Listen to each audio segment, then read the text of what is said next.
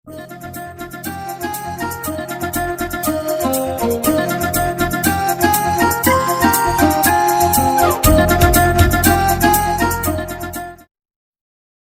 கிறிஸ்துவின் நாமத்திற்கு மகிமை உண்டாகட்டும். இந்த பரிசுத்தமான ஓய்வு நாளின் காலை வேளையில் ஆண்டவருடைய சமூகத்திலே நம்ம எல்லாரும் ஒன்று கூடி தேவ சந்நிதியை நோக்கி பார்க்கும்படியாக, ஆண்டவரை ஆராதிக்கும்படியாய், தொழுது கொள்ளும்படியாய் கர்த்தர் நமக்கு பாராட்டின அன்புக்காக, இரக்கத்திற்காக கர்த்தரை ஸ்தோத்தரிப்போம். இந்த நாளிலும் நம்ம எல்லாரும் கண்களை மூடி ஆண்டவருடைய நாமத்தை ஸ்தோத்தரித்து அவருடைய நாமத்தை துதிப்போம். அவர் செய்த நன்மைகளுக்காக, அவர் நம் மீது பாராட்டின இரக்கங்களுக்காக, அவர் நம்முடைய வாழ்வில் செய்த கிருபைகளுக்காக, அவர் நமக்கு தந்ததான ஜீவன் சுக பலத்திற்காக எல்லாரும் வாய்களை திறந்து கர்த்தருக்கு நன்றி செலுத்தி எல்லோரும் வாய்களை திறந்து கர்த்தரை ஸ்தோத்தரிக்கலாம். ஹல்லேலூயா. Thank you Lord. உமக்கு நன்றி செலுத்துகிறோம். பரிசுத்தரே, உம்மை நன்றியுள்ள இருதயத்தோடு உம்மை துதிக்கிறோம், ஸ்தோத்தரிக்கிறோம். ஆண்டவரே, நீர் கிருபை நிறைந்த தேவன், சர்வ வல்லமையுள்ள தேவனாகிய கர்த்தர், நேற்றும் இன்றும் என்றும் மாறாதவராய் இருக்கிறதற்காக உமக்கு கோடி ஸ்தோத்திரம். அரணும் கோட்டையும் ஆனவரே, அல்பாவும் ஒமேகாவும் ஆனவரே, முந்தினவரும் பிந்தினவருமாய் இருப்பவரே, ஆண்டவரே, இருக்கிறவரே, நீ வருகிறவரும், சர்வ வல்லமையுள்ள தேவனாகிய கர்த்தர், நீ பெரியவர். ஹல்லேலூயா. உம்மை துதிக்கிறோம், தொழுது கொள்ள, உம்மை ஆராதிக்க ஜீவனுள்ள ஆண்டவர் எங்களுக்கு கொடுத்த கிருபைக்காக உமக்கு கோடி ஸ்தோத்திரம்.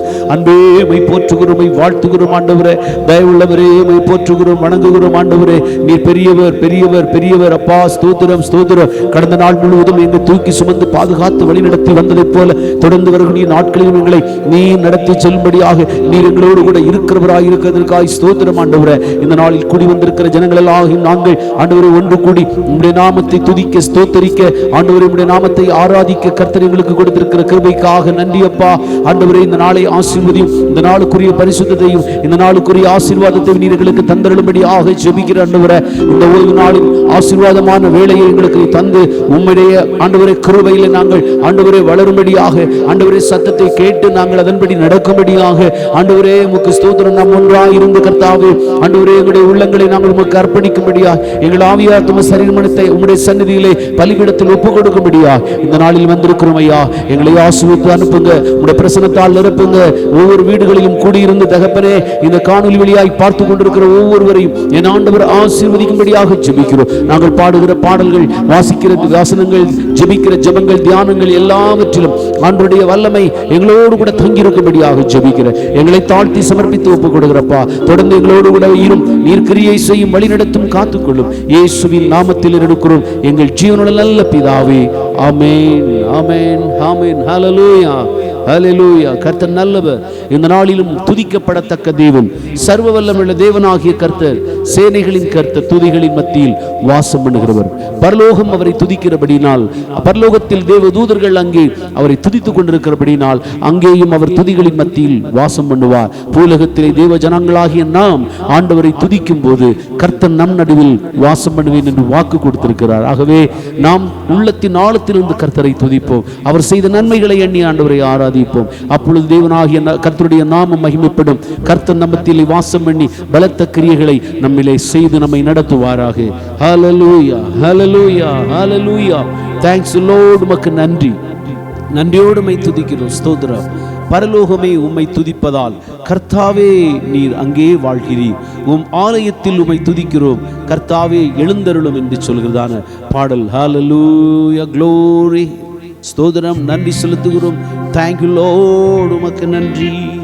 பரலோகமே உம்மை துதிப்பதால் கர்த்தாவே நீர் அங்கே வாழ்கிறீர். உம் ஆலயத்தில் அங்கே உம்மை துதிக்கிறோம். கர்த்தாவே எழுந்தருளும் என்கிறதான பாடலை பாடுவோமாக. ஜீசஸ்.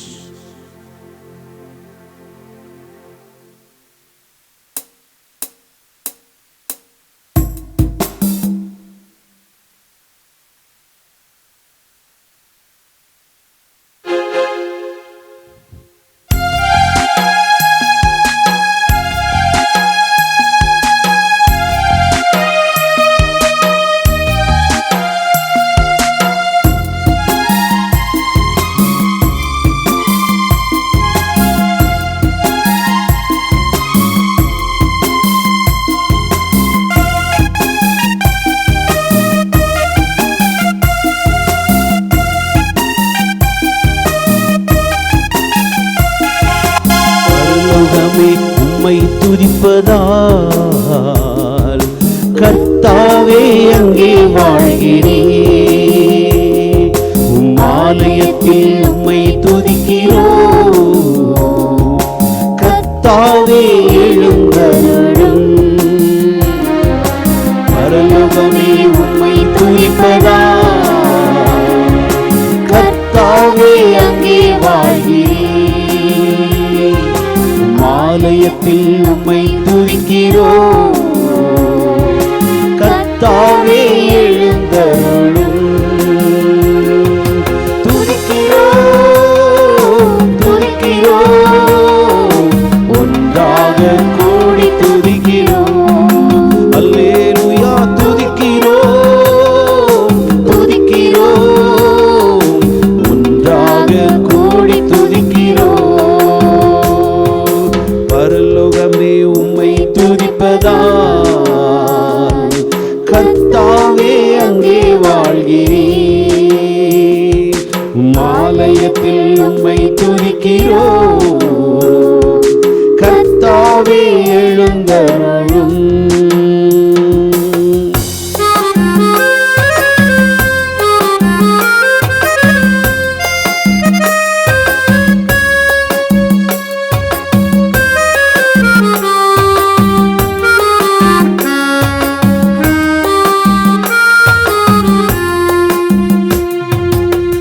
உந்தன் நாமம் உயர்த்தும் இடத்தில் அங்கே வாசம் செய்வீர்.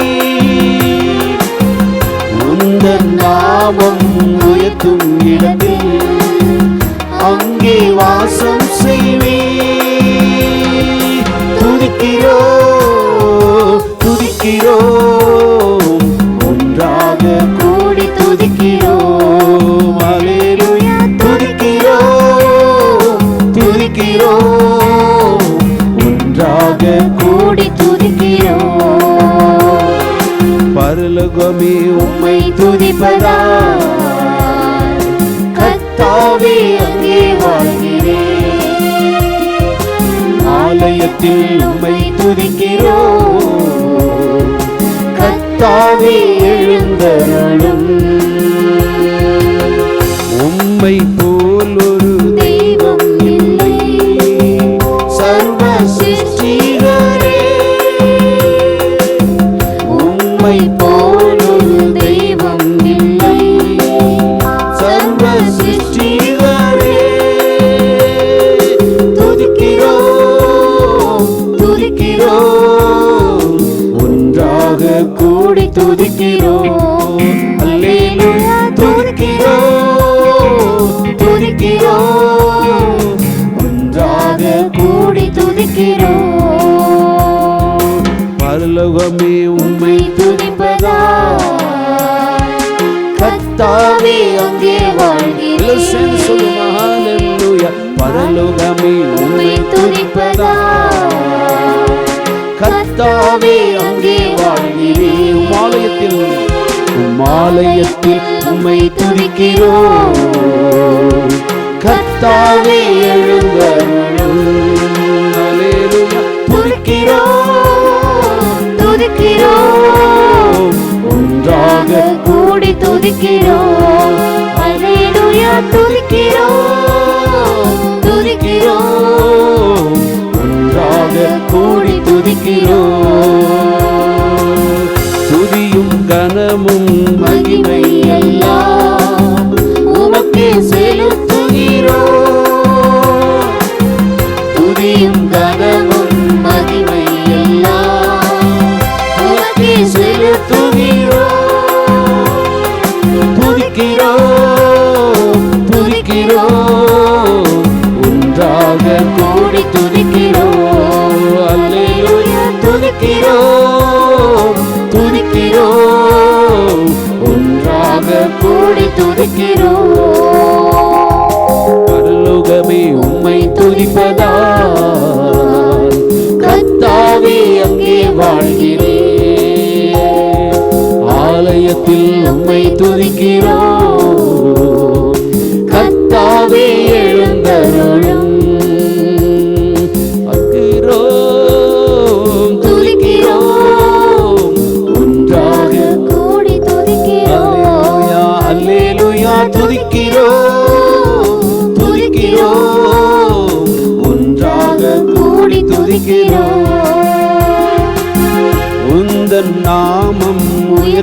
இடத்தில் அங்கே வாசம் செய்வீர். சேர்ந்து பாடுவோம். உந்தன் நாமம் உயர்த்தும் இடத்தில் அங்கே வாசம் செய்வீர். துதிக்கிறோம் துதிக்கிறோம் ஒன்றாக கூடி துதிக்கிறோம். அல்லேலூயா துதிக்கிறோம் துதிக்கிறோம் ஒன்றாக கூடி துதிக்கிறோம். பரலோகமே உம்மை துதிப்பதால் கர்த்தாவே அங்கே வாழ்கிறேன். பரலோகமே உம்மை துதிப்பதால் கர்த்தாவே அங்கே வாழ்கிறேன். எல்லாரும் சேர்ந்து சொல்லுவோம். துதிக்கிறோம் துதிக்கிறோம் துதிக்கிறோம் ஒன்றாக கூடி துதிக்கிறோம். அல்லேலூயா துதிக்கிறோம் துதிக்கிறோம் ஒன்றாக கூடி துதிக்கிறோம். அல்லேலூயா துதிக்கிறோம் துதிக்கிறோம் ஒன்றாக கூடி துதிக்கிறோம். துதிக்கிறோம் துதிக்கிறோம் கூடி துதிக்கிறோம். அல்லேலூயா துதிக்கிறோம் துதிக்கிறோம் ஒன்றாக கூடி துதிக்கிறோம். ஓ ஹalleluya. கர்த்தர் நல்லவர், கர்த்தர் பெரியவர். ஆமென் அல்லேலூயா ஆமென் அல்லேலூயா. கரம் பிடித்து நடந்து வந்தார், கரம் பிடித்து நம்மை நடத்தி வந்தார்.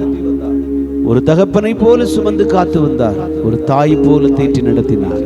ஆண்டவரை துதிக்கும்படியாக கர்த்தர் நமக்கு கொடுத்த அந்த கிருபைக்காக நன்றி சொல்லி கரம் பிடித்து வழிநடத்தும் கர்த்தரை களிப்போடு துதி பாடி போற்றுவோம் என்ற பாடலை பாடி தேவ நாமத்தை உயர்த்துவோமாக. Price Lord.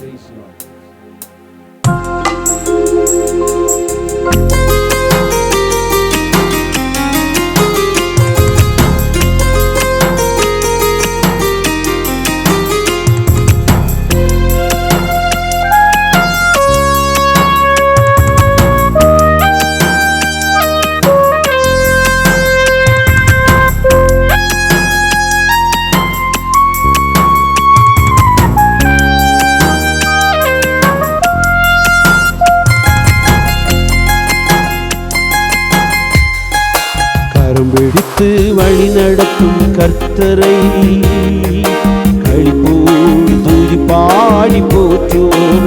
சொல்லுவோமா?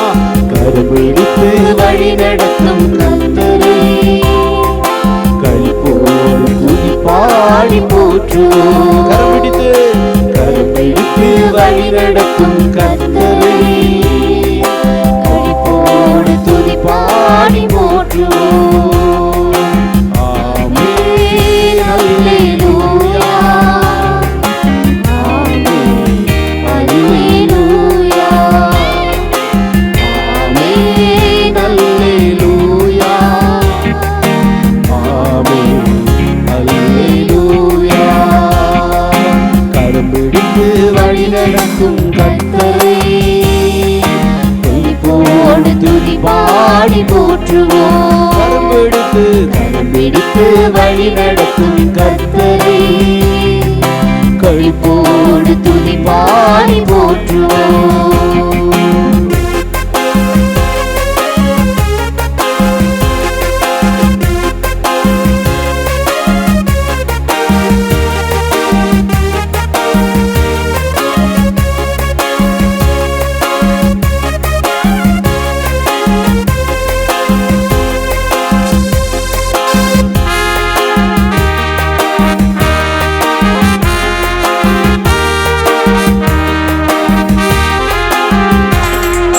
பசுமையான மேய்ச்சலுள்ள இடத்திலே இளைப்பாற செய்கின்றார் இயேசு.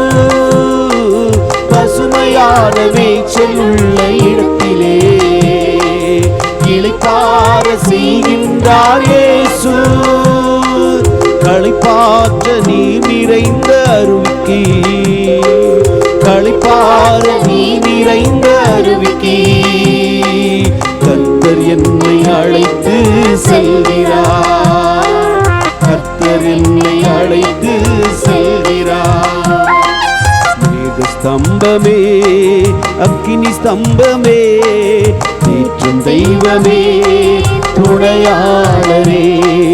மேக ஸ்தம்பமே, அக்கினி ஸ்தம்பமே, தேற்றும் தெய்வமே, துணையாளரே. கரம் பிடித்து வழி நடத்தும்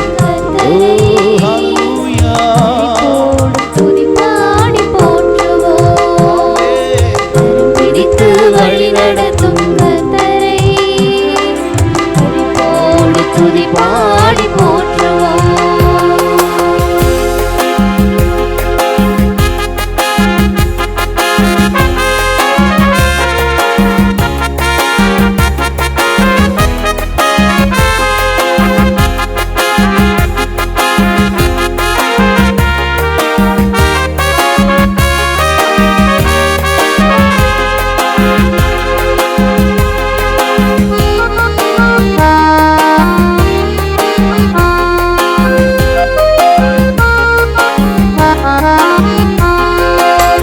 நடக்கும் பாதைகளை காட்டுவார். நாள்தோறும் ஞானத்தாலே நிரப்புவார். நான் கொடுக்கும் பாதைகளை காட்டுவார். நாள்தோறும் ஞானத்தாலே நிரப்புவார். நீதியின் பாதையிலே நடத்துவார். நீதியின் பாதையிலே நடத்துவார். நிழல் போல நம் வாழ்வை தொடருவார். நிழல் போல நம் வாழ்வை தொடருவார். ஆமென் அல்லேலூயா, ஆமென் அல்லேலூயா, ஆமென் அல்லேலூயா, ஆமென் அல்லேலூயா.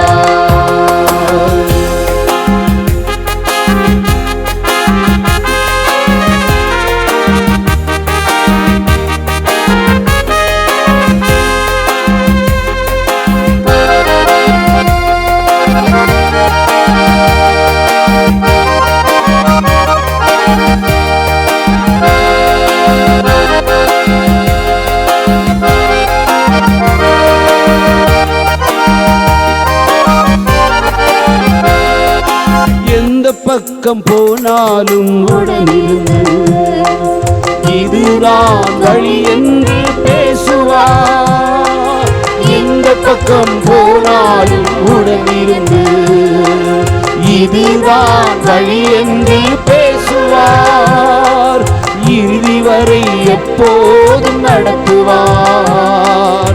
இறுதி வரை எப்போதும் நடத்துவார். இயேசு நாமம் வாழ்கவென்று வாழ்த்துவோம். இயேசு நாமம் வாழ்கவென்று வாழ்த்துவோம். ஆமென் அல்லேலூயா, ஆமென் அல்லேலூயா, ஆமென் அல்லேலூயா, ஆமென் அல்லேலூயா. கருப்பிடித்து வழி நடத்தும் கர்த்தரை களிப்போடு துதி பாடி போற்றுவோம். கருப்பிடித்து வழி நடத்தும் கர்த்தரை களிப்போடு துதி பாடி போற்றுவோம். ஆமென் அல்லேலூயா, ஆமென் அல்லேலூயா. சொல்லும் ஆமென், ஆமென், ஆமென் அல்லேலூயா, ஆமென் அல்லேலூயா, ஆமென் அல்லேலூயா, ஆமென் அல்லேலூயா. பசுமையான மேய்ச்சல் உள்ள இடத்திலே இளைப்பாற செய்கின்றார் இயேசு. ஆமென், ஆமென். பசுமையான மேய்ச்சல் உள்ள இடங்களே இளைப்பாற செய்கின்றார் இயேசு.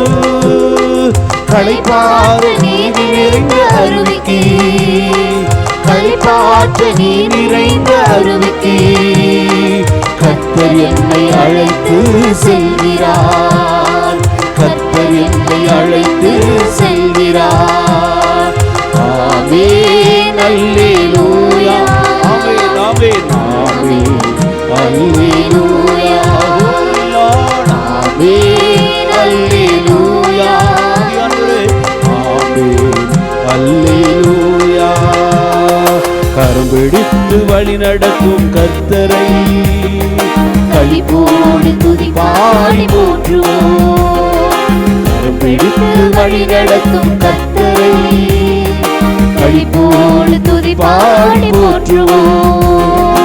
ஆமென் அல்லேலூயா, ஆமென் அல்லேலூயா, ஆமென் அல்லேலூயா, ஆமென் அல்லேலூயா, ஆமென் அல்லேலூயா, ஆமென் அல்லேலூயா.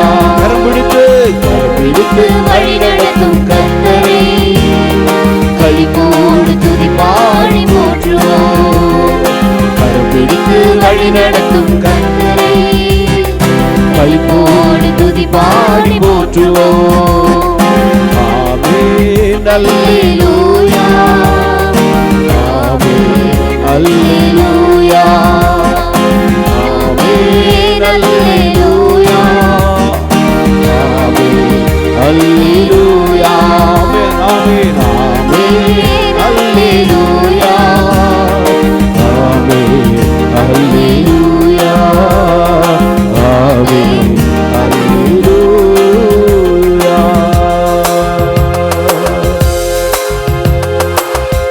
Hallelujah, Lord, I pray. அப்பா, நடத்தி வந்த கிருபை, நடத்தி வந்த கிருபை, நடத்தி பாதுகாத்து வந்த கிருபை, சுமந்து காத்த கிருபை நினைத்து நினைத்து நன்றி சொல்லாலும் காலம் போது அவ்வளவு அன்பாய் எங்களோடு கூட இருந்து எங்கள் ஆபத்துக்கள் எல்லாம் எங்களுக்கு துணையா இருந்து எங்களை நடத்தி வந்தவரே, உமக்கு நன்றி நன்றி நன்றி. ஆண்டவராகிய இயேசு கிறிஸ்துவின் வல்லமையுள்ள பிரசன்னம் இந்த நாளில் நம்மோடு கூட இருக்கிறது. தேவ ஜனங்களை கர்த்தரை நாம் ஆராதிக்கும்படியா இருக்கிற இடங்களிலே நம்ம எல்லாரும் முழங்காலிலோ அல்லது இருக்கிற இடங்களிலே எழுந்து நின்றோம் ஆண்டவரை கனம் செய்து நம்ம ஆராதிக்கும்படியாய், கர்த்தரை தொழுது கொள்ளும்படியாய், அவருடைய நாமத்தை மகிமைப்படுத்தும்படியாய் தேவ சந்நிதியிலே நம்மை அர்ப்பணம் செய்வோம். ஒரு சில நிமிட நேரங்கள், அதிகமான நேரம் இல்லை. இந்த நாளிலே தேவ சமூகத்திலே நாம் சீக்கிரத்திலே நாம் தேவனை ஆராதித்து தொழுது கொள்ளப் போகிறோம். எல்லாரும் இருக்கிற நன்றி நன்றி நன்றி.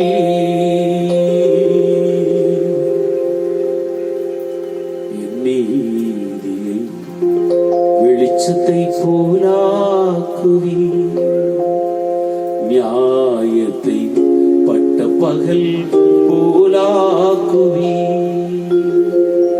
உமக்காய் காத்திருப்பே, உம்மையே பற்றி கொள்ளுவே, உம் வார்த்தையால் திருப்தியாவே,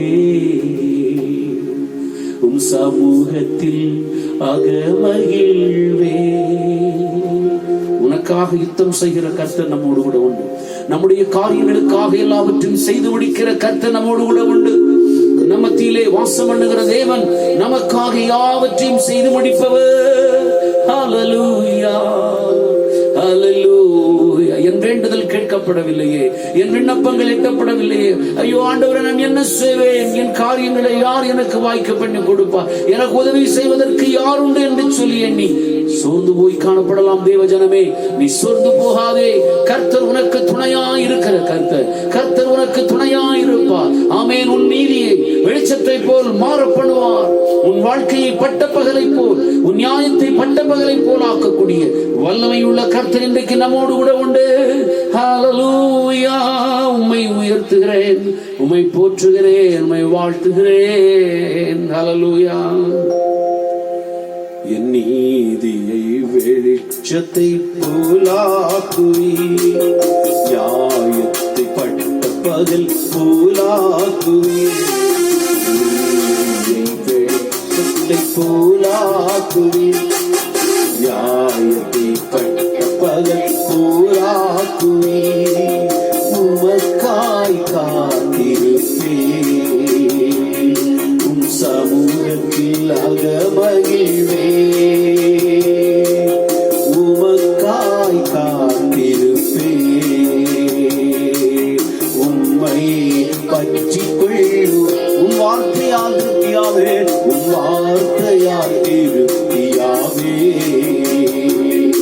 உம் சமூகத்தில் அகமகிழ்வேலர் சேர்ந்து சொல்லுமா, ஏசையா ஏசையா ஏசையா, என் நீதி நீரானையா. ஏசையா ஏசையா ஏசையா, என் நீதி நீதானையா. இதோ வாசித்தீரோ நீதானையா, எங்கள் நீதி தெய்வம் நீதானையா. ஏதோ வாசித்தீரோ நீதானையா, எங்கள் நீதி தெய்வம் நீதானையா. தேவ பிள்ளைகளே, நீ சோர்ந்து போக வேண்டாம். அந்நியர்கள் உன்னை பார்த்து நகைக்கிறார்களோ, ஓ இது ஆண்டவரை அறிகின்ற இந்த ஜனம் அல்லவா, கடவுளை ஆராதிக்கிறார்களே, இவருக்கு என்ன பலன் கிடைத்தது என்று சொல்லி அவளெல்லாம் உன்னை ஏளனமாய் பேசினார்கள். சோர்ந்து போகாதே, ஏற்ற காலத்தில் உன்னை உயர்த்தும்படிக்கு அவருடைய பலத்த கரத்திற்குள் அடங்கியிரு. உனக்கு நீதி கிடைக்கும் வரை அவருடைய பலத்த கரத்திற்குள் அடங்கியிரு. அருமையான ஒரு சகோதரி வழக்குண்டான நேரத்திலே தன் எஜமானிடத்தில் வந்து அவளை ஓயாமல் தொந்தரவு செய்தது நிமித்தமாக அந்த எஜமான் அவளுக்கு நியாயம் செய்ததை போல உனக்கு நியாயம் செய்ய நம்முடைய நியாயாதிபதியாகிய இயேசு கிறிஸ்து மாறாதவராய் வல்லமை உள்ளவராய் உன் வாழ்க்கையில வரப்போவதற்காய் கர்த்தரை ஸ்தோத்திரித்து சொல்லுவோமா. துன்மார்க்கருடைய செல்வ திரட்சி இருக்கலாம், நீதிமானுடைய கொஞ்சம் நல்லது. இந்த செல்வ திரட்சி அல்லது அவர்களுக்கு பெரிய பார்ப்பதற்கு இந்த உலகத்திலே மேன்மை அடைந்தவர்களை போல காணப்படலாம். ஆனால் தேவ பிள்ளையே, உனக்கு கிடைக்கப்பட்டிருக்கிற இந்த வாழ்வில் உனக்கு அருளப்பட்டிருக்கிற ஈவுகள் மிகவும் நல்ல ஈவுகள். அது யாராலும் பறித்துக் கொள்ள முடியாது. ஏற்ற காலத்தில் உனக்கு நிரந்தர சுதந்திரத்தை தந்து உன்னை மேன்மைப்படுத்தி அவர்களை வெட்கப்படுத்துவதற்கு என் தேவன் வல்லவராயிருக்கிறாரே. ஹல்லேலூயா, glory.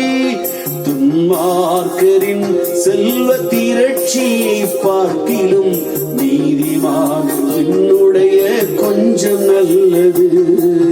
துன்மார்க்கரின் செல்வ திரட்சியை பார்க்கிலும் நீதிமான் என்னுடைய கொஞ்சம் நல்லது. நிரந்தர சுதந்திரம் இது என் கர்த்தர் எனக்கு நீ தந்தது. நித்தம் பெருகும் கிருபை கொண்டது என் கர்த்தர் எனக்கு நீ தந்தது. ஏசையா ஏசையா ஏசையா, என் நீதி நீதான், என் நியாயமெல்லாம் நீதான் இருப்பான். என் நீதிபதியே, என் நியாயாதிபதியே, எனக்கு வழக்குகளை தீர்த்து வைப்பவரே, என் பிரச்சனைகளை மாவட்டங்களை மாற்றுபவரே. ஆமென் ஆமென். யெகோவா சுத்தீரோ நீதானையா, எங்கள் நீதி தெய்வம் நீதானையா. யெகோவா சுத்தீரோ நீதானையா, எங்கள் நீதி தெய்வம் நீதானையா. ஆபத்து காலத்தில் வெட்கமடைவதில்லை நான், பஞ்ச காலத்திலும் என்னை திருப்தியாக்குவேன். ஆபத்து காலத்தில் வெட்கமடைவதில்லை நான், பஞ்ச காலத்திலும் என்னை திருப்தியாக்குவேன். கர்த்தரே தாங்குகிறேன், பாதையிலே நோக்கமாயுள்ளே. என் வழிகள் ஒன்றும் பிசகுவதில்லை, என் அடிகளை உறுதிப்படுத்தினீர். ஏசையா ஏசையா ஏசையா, என் நீதி நீதானையா. ஏசையா ஏசையா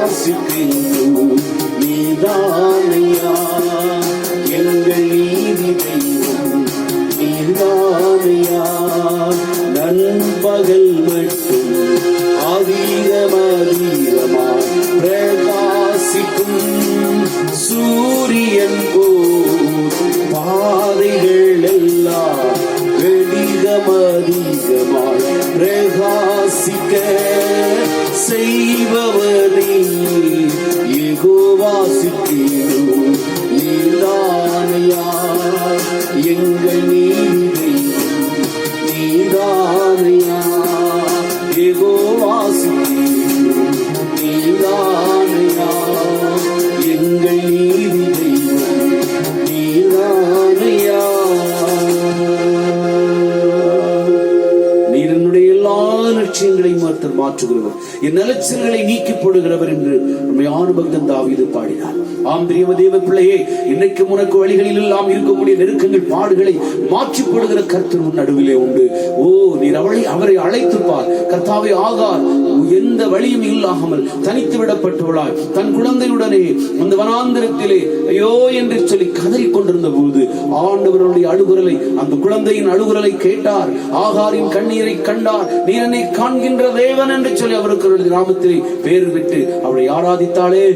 அவிதமாக இந்த நாளிலே உன்னை பார்த்து கொண்டிருக்கிற ஒவ்வொருவருடைய வாழ்க்கையில் காணப்படுகிற வனாந்தரமான சூழ்நிலைகள் இந்த நாட்களிலே உனக்கு இருக்கலாம். வனாந்தரமான நேரங்கள் உங்களுக்கு இருக்கலாம். இன்றைக்கும் கர்த்தர் இந்த சூழ்நிலையை பார்க்கிறார் என்பதை மறந்து போகாது.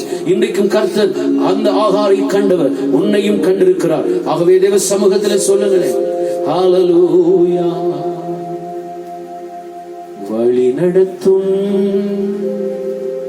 விண்ணினே ஆராதனை ஆராதனை, ஒளி வீசும் விடிவெளியே ஆராதனை, எல்லாம் சேர்ந்து ஆராதனை, ஒளி வீசும் விடிவெளியே ஆராதனை ஆராதனை.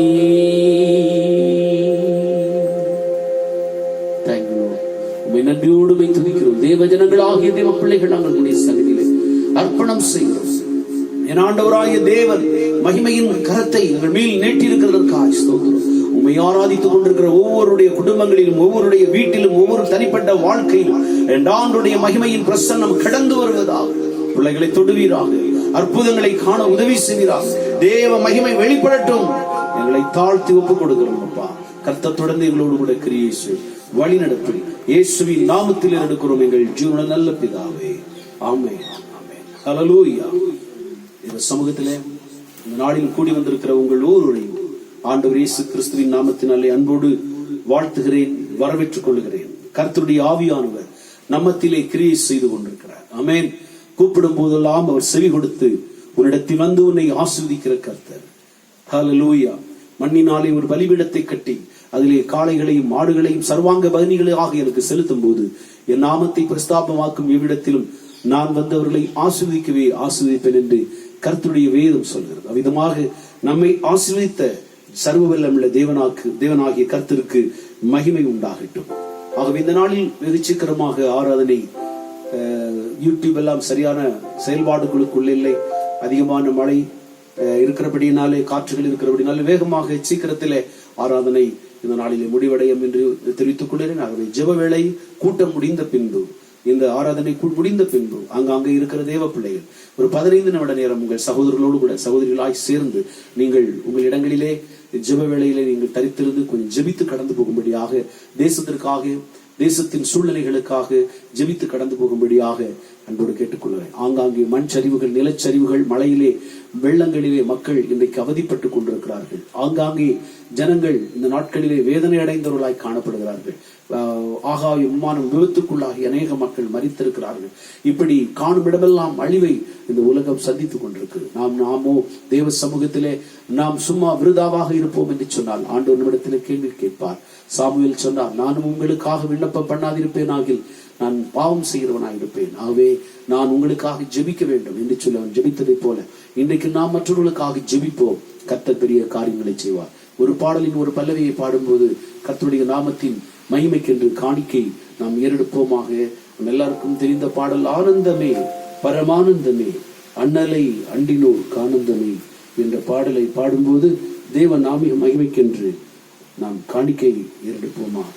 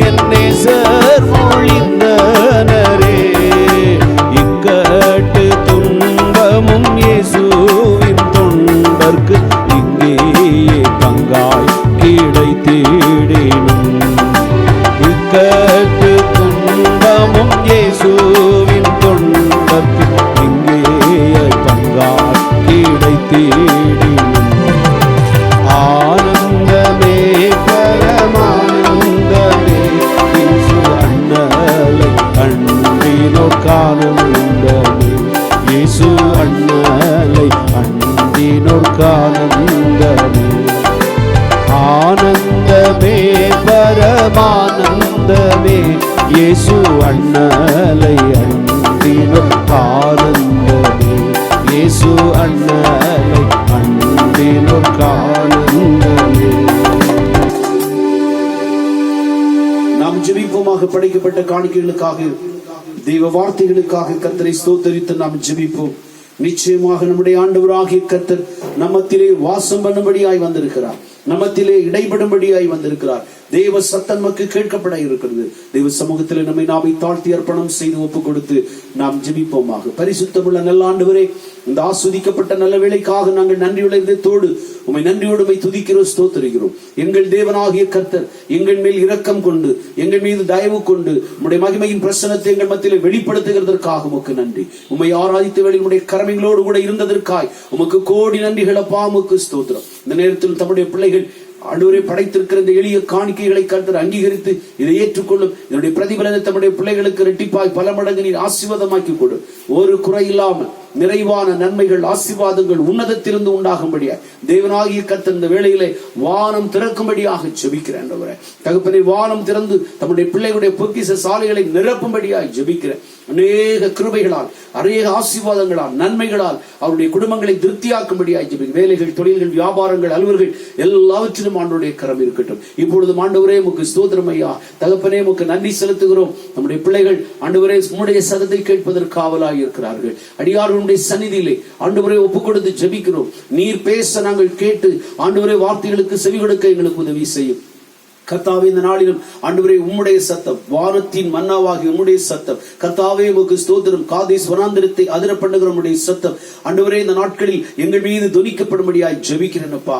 நீங்க பேசும்போது எங்களுடைய இருதயங்கள் நடுங்கி உமக்கு பயப்படும் பயத்தை எங்களுடைய இருதயத்திலே தரும்படியாக ஜெபிக்கிறோம். இந்த கடைசி காலத்தில் கர்த்தர் ஆண்டவரே சபைக்கு ஏற்ற தேவ வார்த்தைகளை உம்முடைய பரிசுத்தமான ஞானத்தின் களஞ்சியல்களிலிருந்து கர்த்தர் கொடுப்பீராக. உம்முடைய வார்த்தைகள் ஆவியாயும் ஜீவனமாயும் இருக்கிறது. அது உம்முடைய பரிசுத்த களஞ்சியத்தின் பொக்கிஷ சாலையிலிருந்து அது வல்லமையாய் புறப்பட்டு வரட்டும். அநேகருடைய இருதயங்களை தொடட்டும். அற்புதங்களை காண உதவி செய்யும். அடிமை ஒன்றுமில்லை, அப்ரோஜனமான மனுஷன். அடிமை உம்முடைய சந்நிதியிலே உம்மை அன்னை பாதபடியாக்கி போடுகிறேன். நீர் மாத்திரம் மகிமைப்படும்.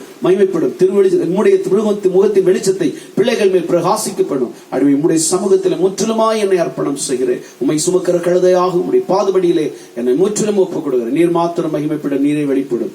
இயேசுவின் நாமத்தில் எடுக்கிறோம் எங்கள் ஜீவனுள்ள நல்ல பிதாவே. ஆமென், ஆமென். அல்லேலூயா, ஹல்லேலூயா. ஆண்டவருடைய நாமம் மகிமைப்படுவதாக. எல்லாரும் அல்லேலூயா சொல்லலாம். கர்த்தர் நல்லவர். இப்பொழுது இந்த நாளிலே நாம் சிந்தனைக்கு என்று எடுத்துக்கொண்டிருக்கிற ஒரு வேத வசனத்தை நாம் இப்பொழுது வாசிக்க போகிறோம். எபிரேயருக்கு எழுதின நிருபம் 10ஆம் அதிகாரம். எபிரேயர் 10ஆம் அதிகாரம் அதனுடைய 35வது வசனத்தை வாசிப்போமாக. 35வது வசனம்.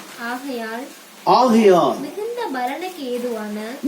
பலனுக்கு ஏதுவான உங்கள் தைரியத்தை விட்டுவிடாதீர்கள் என்று அருமையான எபிரேயருக்கு எழுதின ஆக்கியோன் அழகாக எழுதியிருக்கிற ஒரு வார்த்தையை, சபைக்கு எழுதியிருக்கிற வார்த்தையை இங்கே வாசிக்கின்றோம். ஆகையால் மிகுந்த பலனுக்கு ஏதுவான உங்கள் தைரியத்தை விட்டுவிடாதீர்கள். ஒரு மிகுந்த பலன் கிடைக்கும் என்கிற ஒரு தைரியம். இன்றைக்கு அநேகருடைய இருதயத்தினுடைய கலக்கங்கள் ஏன் என்று சொன்னால், ஏன் தைரியமா இருக்க முடியவில்லை என்று சொன்னால், அதனால் என்னுடைய வாழ்க்கையில் ஏதாவது சேமம் உண்டாகுமோ, எனக்கு அது கிடைக்குமோ கிடைக்காதோ, என் வழி வாய்க்குமோ என் வழி வாய்க்காமல் போயிடுமோ என்று சொல்கிறதான ஒரு மன நடுக்கங்களை இந்த உலகத்திலே மனிதர்களுக்கு இருக்கிறதை நாம் பார்க்கிறோம். அன்பு தேவ பிள்ளைகளே, இந்த நாட்களில் நீங்கள் வேதத்திலே அழகாக அருமையான பக்தனை கொண்டு கர்த்தர் நமக்கு சொல்லுகின்ற வார்த்தை, மிகுந்த பலனுக்கு ஏதுவான தைரியத்தை நீங்கள் விட்டு விடாதீர்கள். அல்லேலூயா. எது இருந்தோ எது இல்லையோ, பாக்கெட்ல மணி இருந்தோ பணம் இருந்தோ இல்லையோ, அல்லது என்னுடைய செல்வாக்கு பூமியில் இருந்ததோ, எனக்கு வீடு இருக்கோ, எனக்கு காடு இருக்கிறதோ, என்னுடைய உலகத்திலே எனக்கு செல்வங்கள் இருக்கிறதோ இல்லையோ, பரவாயில்லை. ஆனால் ஒரு மிகுந்த பலனுக்கு ஏதுவான தைரியத்தை நான் வைத்திருக்கிறேன். உரலில் சொல்லுவோமா? எத்தனை பேர் என்ன இந்த மாதிரி நிறைய பேர் தைரியம் படுவாங்க. எப்படின்னா, எங்களுக்கெல்லாம் எங்க அண்ணன் இருக்காரு, எங்க அண்ணன் பாத்துக்குவார், எங்களுக்கு எங்க பேரண்ட்ஸ் இருக்காங்க, அப்பா அம்மா இருக்காங்க, சொத்துக்காரங்க, வசதி உள்ளவங்க, அவங்க பாத்துக்குவாங்க. இந்த உலகத்துல அப்படிப்பட்ட சில பேருக்கு தைரியம், எங்களுக்கு திரளான பணம் இருக்கிறது, யார் வந்தாலும் அதை நாங்கள் பார்த்துக் கொள்ளும், நாங்கள் அதை வழக்கு போட்டு பார்த்துக் கொள்ளும், யார் வந்தாலும் எங்களோடு கூட எங்கள் ஜனங்கள் இருக்கிறார்கள், எங்களுடைய சமுதாயத்தினர்கள் இருக்கிறார், எங்கள் ஜாதி உண்டு என்று சொல்லலாம். இந்த உலகத்தின் வழக்கத்தை வைத்து நீங்கள் தைரியம் கொண்டிருக்கக்கூடிய தைரியத்தை விட்டு மிகுந்த பலனுக்கேதுவான ஒரு தைரியம் உனக்கு உண்டாயிருக்க வேண்டும். அந்த தைரியத்தை நீங்கள் விட்டு விடாதிருங்கள். மிகுந்த பலனுக்கேதுவான தைரியம் என்ன என்று வேதம் சொல்லுகிறது. வேகமாக நான் சொல்லி முடிப்பேன், சீக்கிரத்தில் இன்னைக்கு செய்தி முடிப்பேன். ஆகவே தயவு செய்து கலங்காதபடி நீங்கள் விழிப்போடு இருந்து நீங்கள் கர்த்தருடைய வார்த்தையை கேட்கும்படி அன்போடு கேட்டுக்கொள்கிறேன். நீங்கள் உங்களுடைய வீடுகளிலே இதை பார்த்து கொண்டிருக்கிற நீங்கள் எத்தனை பேர் தூங்குகிறீர்கள் என்பது எனக்கு தெரியாது. எத்தனை பேர் நீங்கள் அதை பார்த்து பயபக்தியோடு கேட்டுக்கொண்டிருக்கிறீர்கள் என்பது தெரியாது. ஆனால் தேவ ஜனமே, இந்த கடைசி காலத்தில் கர்த்தர் நமக்கு சொல்ல வேண்டிய வார்த்தைகளை நீ இழந்து போகாமல், நீங்கள் வசனம் கேட்கக்கூடாத காலம் நீ வரப்போகிறபடினாலும் தேவ சபைக்கு நீ இந்த நாளிலே தேவ சபையிலே இருந்து வார்த்தைகளை கேட்டு நீ ஆயத்தப்படும்படியாக கர்த்தர் உன்னை அன்போடு அழைக்கின்றார். வேதம் சொல்லுகிறது, பலனுக்கு ஏதுவான, இந்த பலனுக்கு ஏதுவான தைரியம், நான் கொண்டிருக்கிற தைரியம், இந்த உலகத்தில் மனிதர்கள் மேல் வைத்திருக்கிற அந்த நம்பிக்கையை கொண்டிருக்கிற தைரியம் அல்ல. எனக்கு ஒரு தைரியம், எனக்கு ஒரு நித்திய வாழ்வு உண்டு. இந்த உலகத்தில் எனக்கு எது இருந்தோ இல்லாமல் போனது, ஆனால் எனக்கு ஒன்று உண்டு. மிகுந்த தைரியத்தோடு நான் சொல்ல முடியும், நித்திய வாழ்வு நமக்கு உண்டு, பரலோகத்திலே நித்திய ஜீவன் எனக்கு உண்டு. இதை குறித்த ஒரு தைரியத்தில் தான் அப்போஸ்தலர்கள் தைரியமாய் பிரசங்கித்தார்கள். இதை குறித்த தைரியத்தில் தான் அப்போஸ்தலர்கள் நேரம் கிடைக்கும் போதெல்லாம் சுவிசேஷத்தை பிரசங்கித்தார்கள். இதை குறித்த தைரியத்தில் தான் ஒவ்வொரு நாடாக கிறிஸ்துவை பிரசங்கிக்கும்படியாக சென்றார்கள். ஆமென். அதைத்தான் அருமையான பக்தன் பவுல் அழகாக சொல்லுகிறார். கொரிந்து சபைக்கு எழுதிய 2ஆம் நிருபம் 2 கொரிந்தியர் 5ஆம் அதிகாரத்திலே அதனுடைய 7-8 வசனங்களை நீங்கள் வாசிக்கும் போது இவ்விதமாக சொல்லுகிறது. 2 கொரிந்தியர் 5ஆம் அதிகாரம் அதனுடைய 7-8 வசனங்களை வாசிக்கும் போது, இத்தேகத்தில் குடியிருக்கையில், வாசிங்க, இந்த தேகத்தில் குடியிருக்கையில் கர்த்தரிடத்தில் குடியிராதவர்களாய் இருக்கிறோம் என்று அறிந்தும் எப்பொழுதும் தைரியமாய் இருக்கிறோம். நல்ல கவனிங்க, இந்த பூமியில வெளிப்படையான தோற்றத்துல பார்த்தா கர்த்தரிடத்தில் குடியிராதவர்களை போல இருக்கிறோம் என்றால், இந்த உலகத்தில் தற்போது உள்ளதான இந்த நாட்களிலே இந்த பிரபஞ்சம் பிசாசுக்குரிய பிரபஞ்சம். நம்முடைய இதயத்திலே கர்த்தர் வாசம் பண்ணுகிறார். நம்முடைய ஆவியானவர் நமக்குள்ளே தாபரித்துக் கொண்டிருக்கிறார். ஆனால் இது அல்ல சொல்லுகிறார், இத்தேகத்தில் குடியிருக்கையில் கர்த்தரிடத்தில் குடியிராது இருக்கிறோம் என்று அறிந்தும் எப்பொழுதும் தைரியமாக இருக்கிறோம். இது தேவனோடு கூட வாசம் பண்ணும் இடம் அல்ல. அடுத்த வசனம் சொல்லுகிறது, நாம் தைரியமாகவே இருந்து இந்த தேகத்தை விட்டு குடி போகவும் கர்த்தரிடத்தில் குடியிருக்கவும் அதிகமாய் விரும்புகிறோம். நல்லா கவனிக்கணும். இந்த உலகத்துல வாழக்கூடிய நம்ம கடவுளோடு கூட இந்த பூமியிலே நம்ம ஒரே இல்லத்திலே ஆவிக்குரிய ரீதியா நம்ம வாழ்ந்து கொண்டிருக்கிறோம். உண்மைதான், இல்லைன்னு சொல்ல முடியாது. ஆனா ஒரு வெளிப்படையான தோற்றத்திலே ஆண்டவர் நம்மோடு கூட இருக்கிறார் என்று புறஜாதிகள் வெளிப்படையான தோற்றத்திலே நம்முடைய குணங்களும் நம்முடைய நடத்தைகளும் நம்முடைய ஆண்டுடைய மேல் வச்சிருக்கிற அன்பு நம்முடைய ஜெபமும் பாடலையும் கேட்டு இவர்கள் கருத்துடையவர்கள் என்று சொல்லலாம். ஆனால் ஒரு ஆள் ரீதியிலே நம்மோடு கூட அவர் இன்றைக்கு இல்லை. நம்முடைய உள்ளங்களில் வாசம் பண்ணும் நாம் அவருடைய ஆலயமாக இருக்கிறோம். அல்லேலூயா. ஆகவே எப்பொழுது பகிரங்கமான ஒரு வாழ்வு என்று சொன்னால் பரலோக ராஜ்யத்தில் மகிமனுடைய வீட்டில். ஆகவே தான் சொல்லுகிறான் பக்தர்கள், இத்தேகத்தில் குடியிருக்கையில் நாம் கர்த்தரிடத்தில் குடியிராதவர்களாய் இருக்கிறோம் என்று அறிந்தும் எப்பொழுதும் தைரியமாய் இருக்கிறோம். இந்த விசுவாசம், இந்த தைரியம் தான் நமக்கு எதை சொல்லுது? கர்த்தரை அன்போடு இருக்கிறார். ஆனால் ஆண்டவர் இப்பொழுது எங்க பிதாவாகிய தேவன் எங்க இருக்கிறார்? அவர் பரலோகத்தில் இருக்கிறார் என்று சொல்கிறது. அவருடைய ஆவியானவர் நமக்குள்ளே வாசம் பண்ணுகிறார். இந்த பிதா, குமாரன், பரிசுத்த ஆவியாகிய திரியேக தேவனோடு கூட வாழும் வாழ்வு எங்க இருக்கிறது? பரலோகத்தில் இருக்கிறது. ஆகவே நான் இப்பொழுது அப்படிப்பட்ட வெளிப்படையான வாழ்விலே இல்லாமல் ஆவிக்குரிய ஜீவிதத்திலே விசுவாசத்திலே வாழ்ந்து கொண்டிருக்கிறோம். ஆகவே தான் பக்தன் சொல்கிறார், அப்படி இருந்தும் நாம் எப்பொழுதும் தைரியமாயிருக்கிறோம். நாம் தைரியமாகவே இருந்து இத்தேகத்தை விட்டு குடிபோகவும் கர்த்தரிடத்தில் குடியிருக்கவும் அதிகமாக விரும்புகிறோம். என்ன அர்த்தம்? இந்த ஜீவனே எடுத்துக்கொள்ளப்படப்பட்டாலும் எனக்கு பரவாயில்லை, எனக்கு ஒரு தைரியம் உண்டு, பரலோகத்தில் என் குடியிருப்பு இருக்கிறது, நான் கர்த்தரோடு கூட வாழ்வேன். ஆகவே தான் இதைத்தான் பவுல் அந்த எபிரேயருக்கு ஆகியோரை சொல்லுகிறான். வேதத்தில் தெளிவாக சொல்லுகிறது, மிகுந்த பலனுக்கு ஏதுவான தைரியம். இந்த தைரியத்தை தான் அங்க சொல்றாரு, மிகுந்த பலனுக்கு ஏதுவான தைரியம். கர்த்தரிடத்தில் குடியிருப்பேன், நான் கர்த்தரோடு யுக யுகமாய் வாழ்வேன், அவரோடு கூட வாசம் பண்ணுவேன். இந்த உலகத்தில் எது இருந்தோ இல்லையோ, என் ஆண்டவராகிய தேவன் எனக்கு வைத்திருக்கிற மகிமையினுடைய வீட்டிலே நான் யுக யுக காலமாய் நான் வாழ்வேன் என்கிற நிச்சயத்தை தான் அவர் சொல்லுகிறார். நாம் மிகுந்த பலனுக்கு ஏதுவான தைரியத்தை நீங்கள் விட்டு விடாதீர்கள். அல்லேலூயா, அல்லேலூயா. அதே எபிரேயருக்கு எழுதின நிருபத்துல 4ஆம் அதிகாரம் 14வது வசனத்தை வாசியுங்கள். அங்கே விதமாக சொல்லப்பட்டிருக்கிறது. வாசிங்க. பரலோகத்திற்கு போன தேவகுமாரனாகிய இயேசு என்னும் மகா இல்ல 16வது வசனம் விதமாக சொல்லுகிறது, ஆதலால் நாம் இரக்கத்தை பெறவும் ஏற்ற காலத்தில் சமயத்தில் சகாயம் செய்யும் கிருபை அடையவும் தைரியமாய் கிருபாசன தண்டையில் சேர கிடவும். ஆகவே என் அன்பு தேவ பிள்ளையே, நமக்கு கொடுக்கப்பட்டிருக்கிற மிகுந்த பலனுக்கு ஏதுவான தைரியத்தை விட்டுவிடாமல் இருந்து நாம் இப்பொழுது என்ன செய்யணும்? கிருபாசனத்தை, அந்த மிகுந்த பலனை பெற்றுக் கொள்வதற்குரிய கிருபையை, கிருபாசனத்தை உறுதியாய் பற்றிக் கொள்ள வேண்டும். எப்படி? தைரியமாய் கிருபாசனத்திடத்தில் நாம் சேர கிடவும். எந்த எண்ணத்தோடு கூட? நாம் ஏற்ற சமயத்தில் சகாயம் செய்யும் கிருபை எனக்கு உண்டாகும். ஏற்ற காலத்தில் ஆண்டவருடைய வரும் நேரத்தில் அவருடைய இரக்கம் என்னோடு கூட இருந்து என்னை ஆக்கினைக்குள்ளாக தீர்க்கப்படாதபடிக்கு என்னை மீட்டு எடுத்து ஆண்டவர் அவருடைய ராஜ்யத்தில் என்னை கூட்டி சேர்ப்பார் என்கிற ஒரு நிச்சயத்தை நாம் உறுதியாய் வைத்துக் கொண்டு இதை அருளிய இந்த வாழ்வை, நித்திய ஜீவனை அருளிய அந்த கிருபையை பற்றி கொள்ள இருக்க வேண்டும். அல்லேலூயா. இது நமக்கு எப்படி கிடைத்தது? நம்முடைய இந்த ரட்சிப்பு எப்படி கிடைத்தது? இந்த பரலோக வாழ்க்கை நமக்கு எப்படி கிடைத்தது? ஆண்டவரோடு கூட வாழ்வோம் என்று சொல்லுகிற அந்த தைரியம் எப்படி கிடைத்தது என்றால், நம்முடைய நீதியின்படி அல்ல, நம்முடைய ஆண்டவராகிய இயேசு கிறிஸ்துவின் இரத்தத்தினாலே அவருடைய கிருபையின்படி நாம் என்ன செய்யப்பட்டோம்? ரட்சிக்கப்பட்டோம் என்று வேதம் சொல்கிறது. அல்லேலூயா. ஆகவே மிகுந்த பலனுக்கு ஏதுவான தைரியம் என்பது என்ன?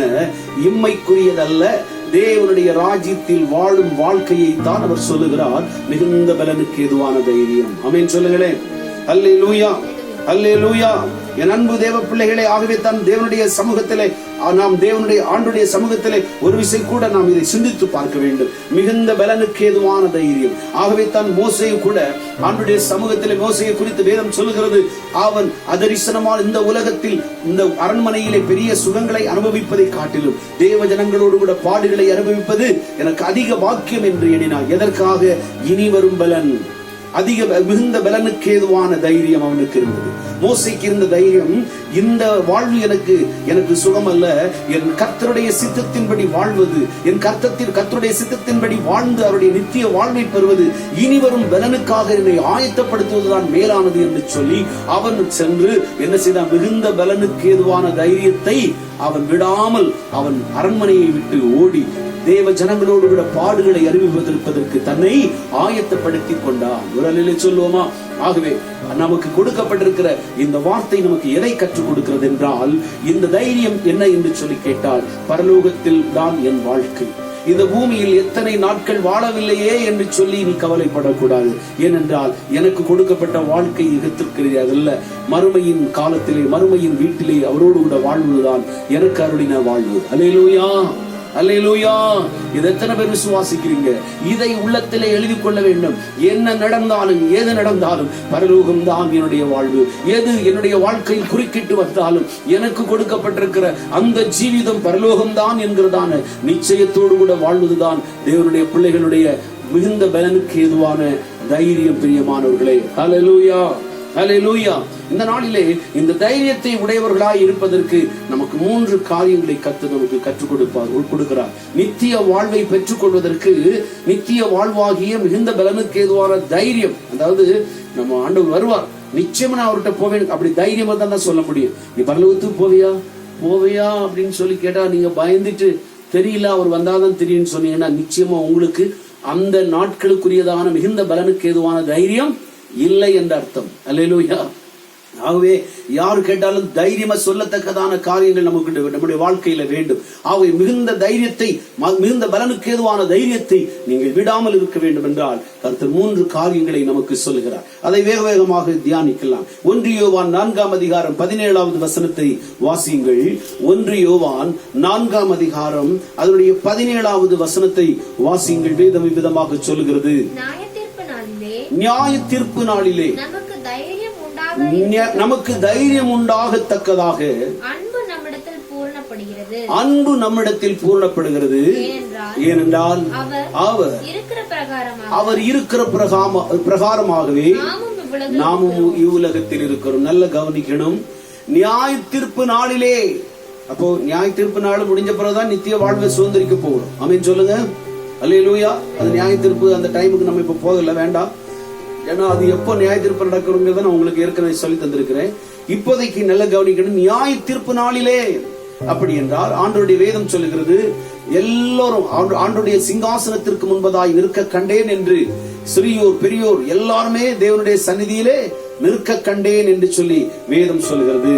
அந்த நியாய தீர்ப்பு நாளிலே நிற்கும் போது நடுங்கி நிற்க போறியா, திகைத்து நிற்க போறியா, சந்தேகத்தோடு நிற்க போகிறாயா, இல்ல தைரியத்தோடு கூட நிற்க போகிறாயா?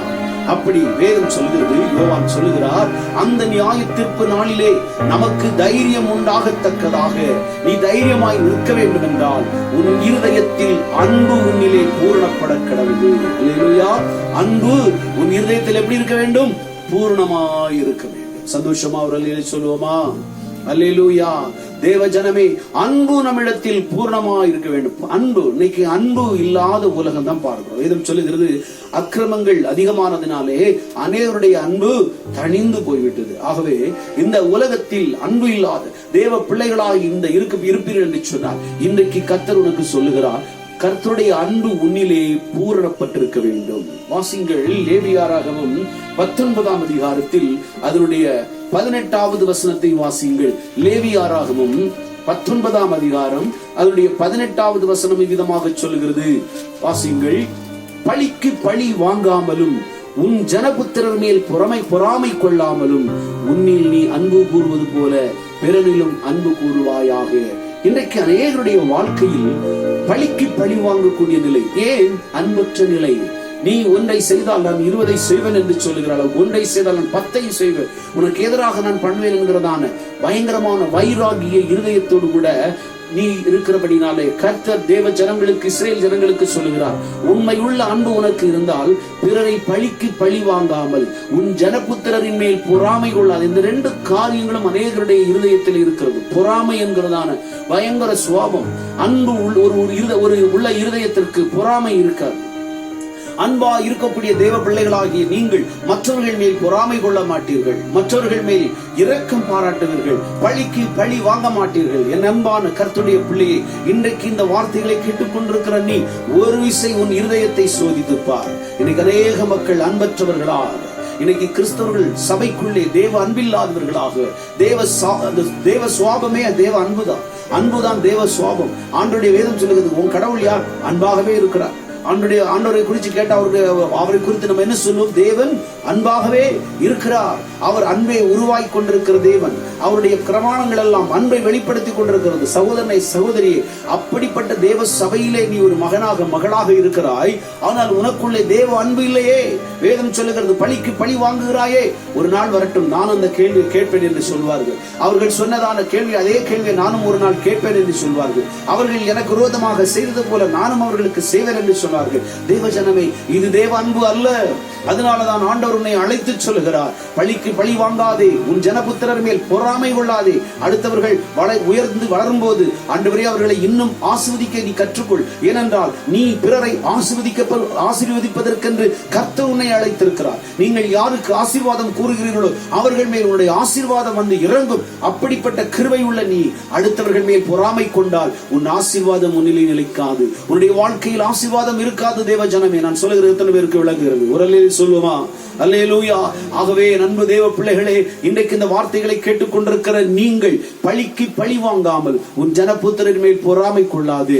சபையா இருந்தால் ஒருவேளை சர்ச் பில்டிங்குள்ள நமக்கு ஆராதனை இருந்தால் அந்த காரியங்களை குறித்து நம்ம இன்னும் டீப்பா பேசலாம். ஆனால் இந்த நாட்களிலே இது காணொலி வழியாக பல பேர் பார்த்து கொண்டிருக்கிறபடினாலே நான் சில காரியங்களை மட்டும் நான் சொல்லி முடிக்கிறேன். தயவு செய்து புரிந்து கொள். அன்பாய் வாழ்வதற்கு கற்றுக்கொள். பிறர்கள் செய்யக்கூடிய காரியங்கள், உனக்கு விரோதமாக செய்யக்கூடிய காரியங்களை சகித்துக் கொள்ளுகிற இருதயத்தை உருவாக்குவதற்கு உன்னை ஆயத்தப்படுத்த. என்றால் அன்புதான் நம்முடைய பிரமாணங்களுடைய முழு வடிவமாய் இருக்கிறது. ஆண்டவர் கொடுத்திருக்கிற 10 பிரமாணங்களும் அன்பே வடிவாய் கொண்டிருக்கிறது. தேவ பிள்ளைகளே, ரோமருக்கு எழுதின நிருபம் 11ஆம் அதிகாரம் அதனுடைய 10வது வசனத்தை வாசியுங்கள். ரோமருக்கு எழுதின நிருபம் 13ஆம் அதிகாரம் அதனுடைய 10வது வசனத்தை வாசிக்கலாம். அன்பானது பிறனுக்கு பொல்லாங்கு செய்யாது. பாத்தீங்களா? அதை மட்டும் பார்த்து வேற நிறைய காரியங்கள் அன்பை பற்றி பேசிக்கிட்டே இருக்கலாம் அன்னைக்கு முழுவதும். ஒரே ஒரு காரியம், ஏன்னா பழிக்கு பழி வாங்காத, பிறன் மேல பொறாமை கொள்ளாத. எங்க வேதம் சொல்லுகிறது, அன்பானது பிறனுக்கு பொல்லாங்கு செய்யாது. பிறருக்கு பொல்லாங்கு செய்யாத காரியத்தை தயவு செய்து நீ ஏதாவது உங்க மூலமா மற்றவர்களுக்கு ஏதாவது பொல்லாப்பு நேரிடுகிறதோ என்பதை அறிந்து அந்த பொல்லாப்பு நேரிடாதவன் நம்முடைய வாழ்க்கையிலே உன் இருதயத்தை காத்துக்கொள். அதனாலதான் வேதம் சொல்லுகிறது, மிகுந்த பலனுக்கு ஏதுவான தைரியம். இதெல்லாம் இருந்தாதான் எனக்கு தைரியமா இருக்கும். மற்றவர்களை பழிக்கு பழி வாங்கிவிட்டு, மற்றவர்களிடத்தில் அன்பில்லாமல் இருந்துவிட்டு, மற்றவர்களை தூஷித்து விட்டு, மற்றவர்களை அழிக்க வகை தேடிவிட்டு, பொறாமை கொண்டு எரிச்சலோடு கூட மற்றவரிடத்தில் வாழ்ந்து கொண்டு விட்டு நான் பரலோகத்திற்கு சொல்வேன் எனக்கு தைரியம் இருக்கிறது என்று நீ சொல்வது உன்னை ஏமாற்றுவதற்குரியதாக இருக்கும். அன்பான தேவ பிள்ளையே, மிகுந்த பலனுக்கு ஏதுவான தைரியம் உனக்கு வேண்டும் என்று சொன்னால் இன்றைக்கு நீ தேவ அன்பிலே வளர்வதற்கு உன்னை ஒப்புக்கொடு. அதுதான் நியாய பிரமாணத்தின் நிறைவேறுதலாய் இருக்கிறது என்றும், அந்த அன்பு ஆதலால் அன்பானது பிறருக்கு தீங்கு செய்யாது. ஆதலால் அன்பானது நியாய பிரமாணத்தின் நிறைவேறுதலாய் இருக்கிறது. சந்தோஷமா சொல்லுங்களேன். அப்போ அன்புதான். அதான் சொன்னேன் ஏற்கனவே பலமுறை நான் சொல்லி இருக்கிறேன். அன்பு 10 கட்டளைகள் முழுவதுமாகவே அன்பை வெளிப்படுத்துகிறதா தான் இருக்கிறது. ஆகவே இந்த அன்பைத்தான் இங்கே புதிய ஏற்பாட்டின் காலத்தில் பவுல் சொல்லுகிறார், அந்த அன்புதான் நியாய பிரமாணத்தின் நிறைவேறுதலாய் இருக்கிறது. என்ன தெரியுமா? அங்கே ஒரு கையினாலே ஒரு பாவம் செய்ய கை வெட்டு, கைக்கு கை, கண்ணுக்கு கண், பல்லுக்கு பல் என்று சொல்லுகிறதான அந்த ஒரு சத்தியம் அடங்கியதான அந்த கட்டுப்பாடுகள் நிறைந்ததான அந்த நியாய பிரமாணத்தை இயேசு அவருடைய அன்பை வெளிப்படுத்துவதன் மூலமாக நியாய பிரமாணத்தை நிறைவேற்றினார் என்று பார்க்கிறோம். அன்பினாலே ஒருவனை மன்னிக்கத்தக்கதாக, பாவம் செய்தவர்களை மன்னிக்கத்தக்கதாக, 7-70 முறை மன்னிக்கத்தக்கதாக அந்த அன்பு அவர்களிலே கூறப்பட்டிருந்தது. அல்லேலூயா சொல்லுங்க. அதற்கு அன்பை உருவாக்கிக்கொண்ட இயேசு இந்த உலகத்தில் தம்மை அன்பின் உருவமாக வெளிப்படுத்தினதுனாலே இந்த நாட்களில் அன்பு வெளிப்பட்டிருக்கிறது. அன்பிலே அநேகர் மன்னிக்கப்பட்டிருக்கிறார்கள். அவருடைய அன்பினாலே கொலைகாரர்களும் கூட மன்னிக்கப்பட்டு இன்றைக்கு அவருடைய பிள்ளைகளாய் வாழ்ந்திருக்கிறார்கள். இதுதான் நமக்கு மிகுந்த பலனுக்கு ஏதுவான தைரியத்தை கொடுக்கிறது. யோவான் எழுதின சுவிசேஷம் 5ஆம் அதிகாரம், யோவான் எழுதின சுவிசேஷம் 5ஆம் அதிகாரம் அதனுடைய 42வது வசனத்தை வாசித்து பாருங்கள். 42வது வசனம் விதமாக சொல்லுகிறது, உங்களில் தேவ அன்பு இல்லை என்று உங்களை அறிந்திருக்கிறேன். பாத்தீங்களா? நல்ல கவனிக்கணும். தேவ அன்பு எனக்குள்ள இருக்கிறதா அப்படின்னா ஆண்டவர் இயேசு கிறிஸ்துவே பிரசங்கிக்கும் போது சொல்லுகிறார், உங்களில் தேவ அன்பு இல்லை என்று உங்களை நான் அறிந்திருக்கிறேன். எதனால் அறிந்திருக்கிறேன்? வாசிங்கள் 39வது வசனத்திலிருந்து, அதே அதிகாரத்தில் 39வது வசனத்திலிருந்து வாசியுங்கள். வேத வாக்கியங்களை ஆராய்ந்து பாருங்கள், அவைகளால் உங்களுக்கு நித்திய ஜீவன் உண்டு என்று எண்ணுகிறீர்களே. கவனிங்க, வேத வாக்கியங்களை ஆராய்ந்து கொண்டிருக்கிறவர்கள் வேதபாரர்கள், பரிசேயர்கள் இயேசு கிறிஸ்து பிரசங்கித்துக் கொண்டிருக்கும் போது கேட்டதான சத்தியத்தை கேட்டுக்கொண்டு அவர்கள் வேதம் சொல்லுகிறது, அவர்களை பார்த்துதான் ஆண்டவர் சொல்லுகிறார், வேத வார்த்தைகளை ஆராய்ந்து பாருங்கள், அவைகளால் உங்களுக்கு நித்திய ஜீவன் உண்டு என்று எண்ணுகிறீர்களே.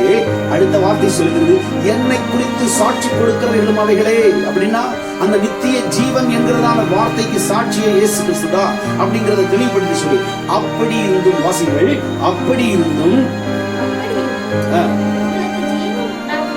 உங்களுக்கு ஜீவன் உண்டாகும்படி என்னிடத்தில் வர உங்களுக்கு மனமில்லை, என்னை இரட்சகராக ஏற்றுக்கொள்வதற்கு மனமில்லை,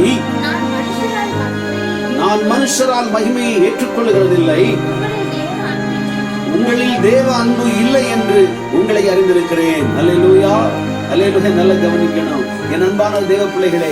இயேசுவை யார் வாழ்க்கையில் ஏற்றுக்கொள்ளவில்லையோ அவர்கள் முழு மனதோடு இயேசு கிறிஸ்துவை சொந்த இரட்சகராக ஏற்றுக்கொள்ளவில்லை என்றால் அவரிடத்தில் தேவ அன்பு இல்லை என்பதை கர்த்தர் சாட்சியாக சொல்கிறார். ஆமென்.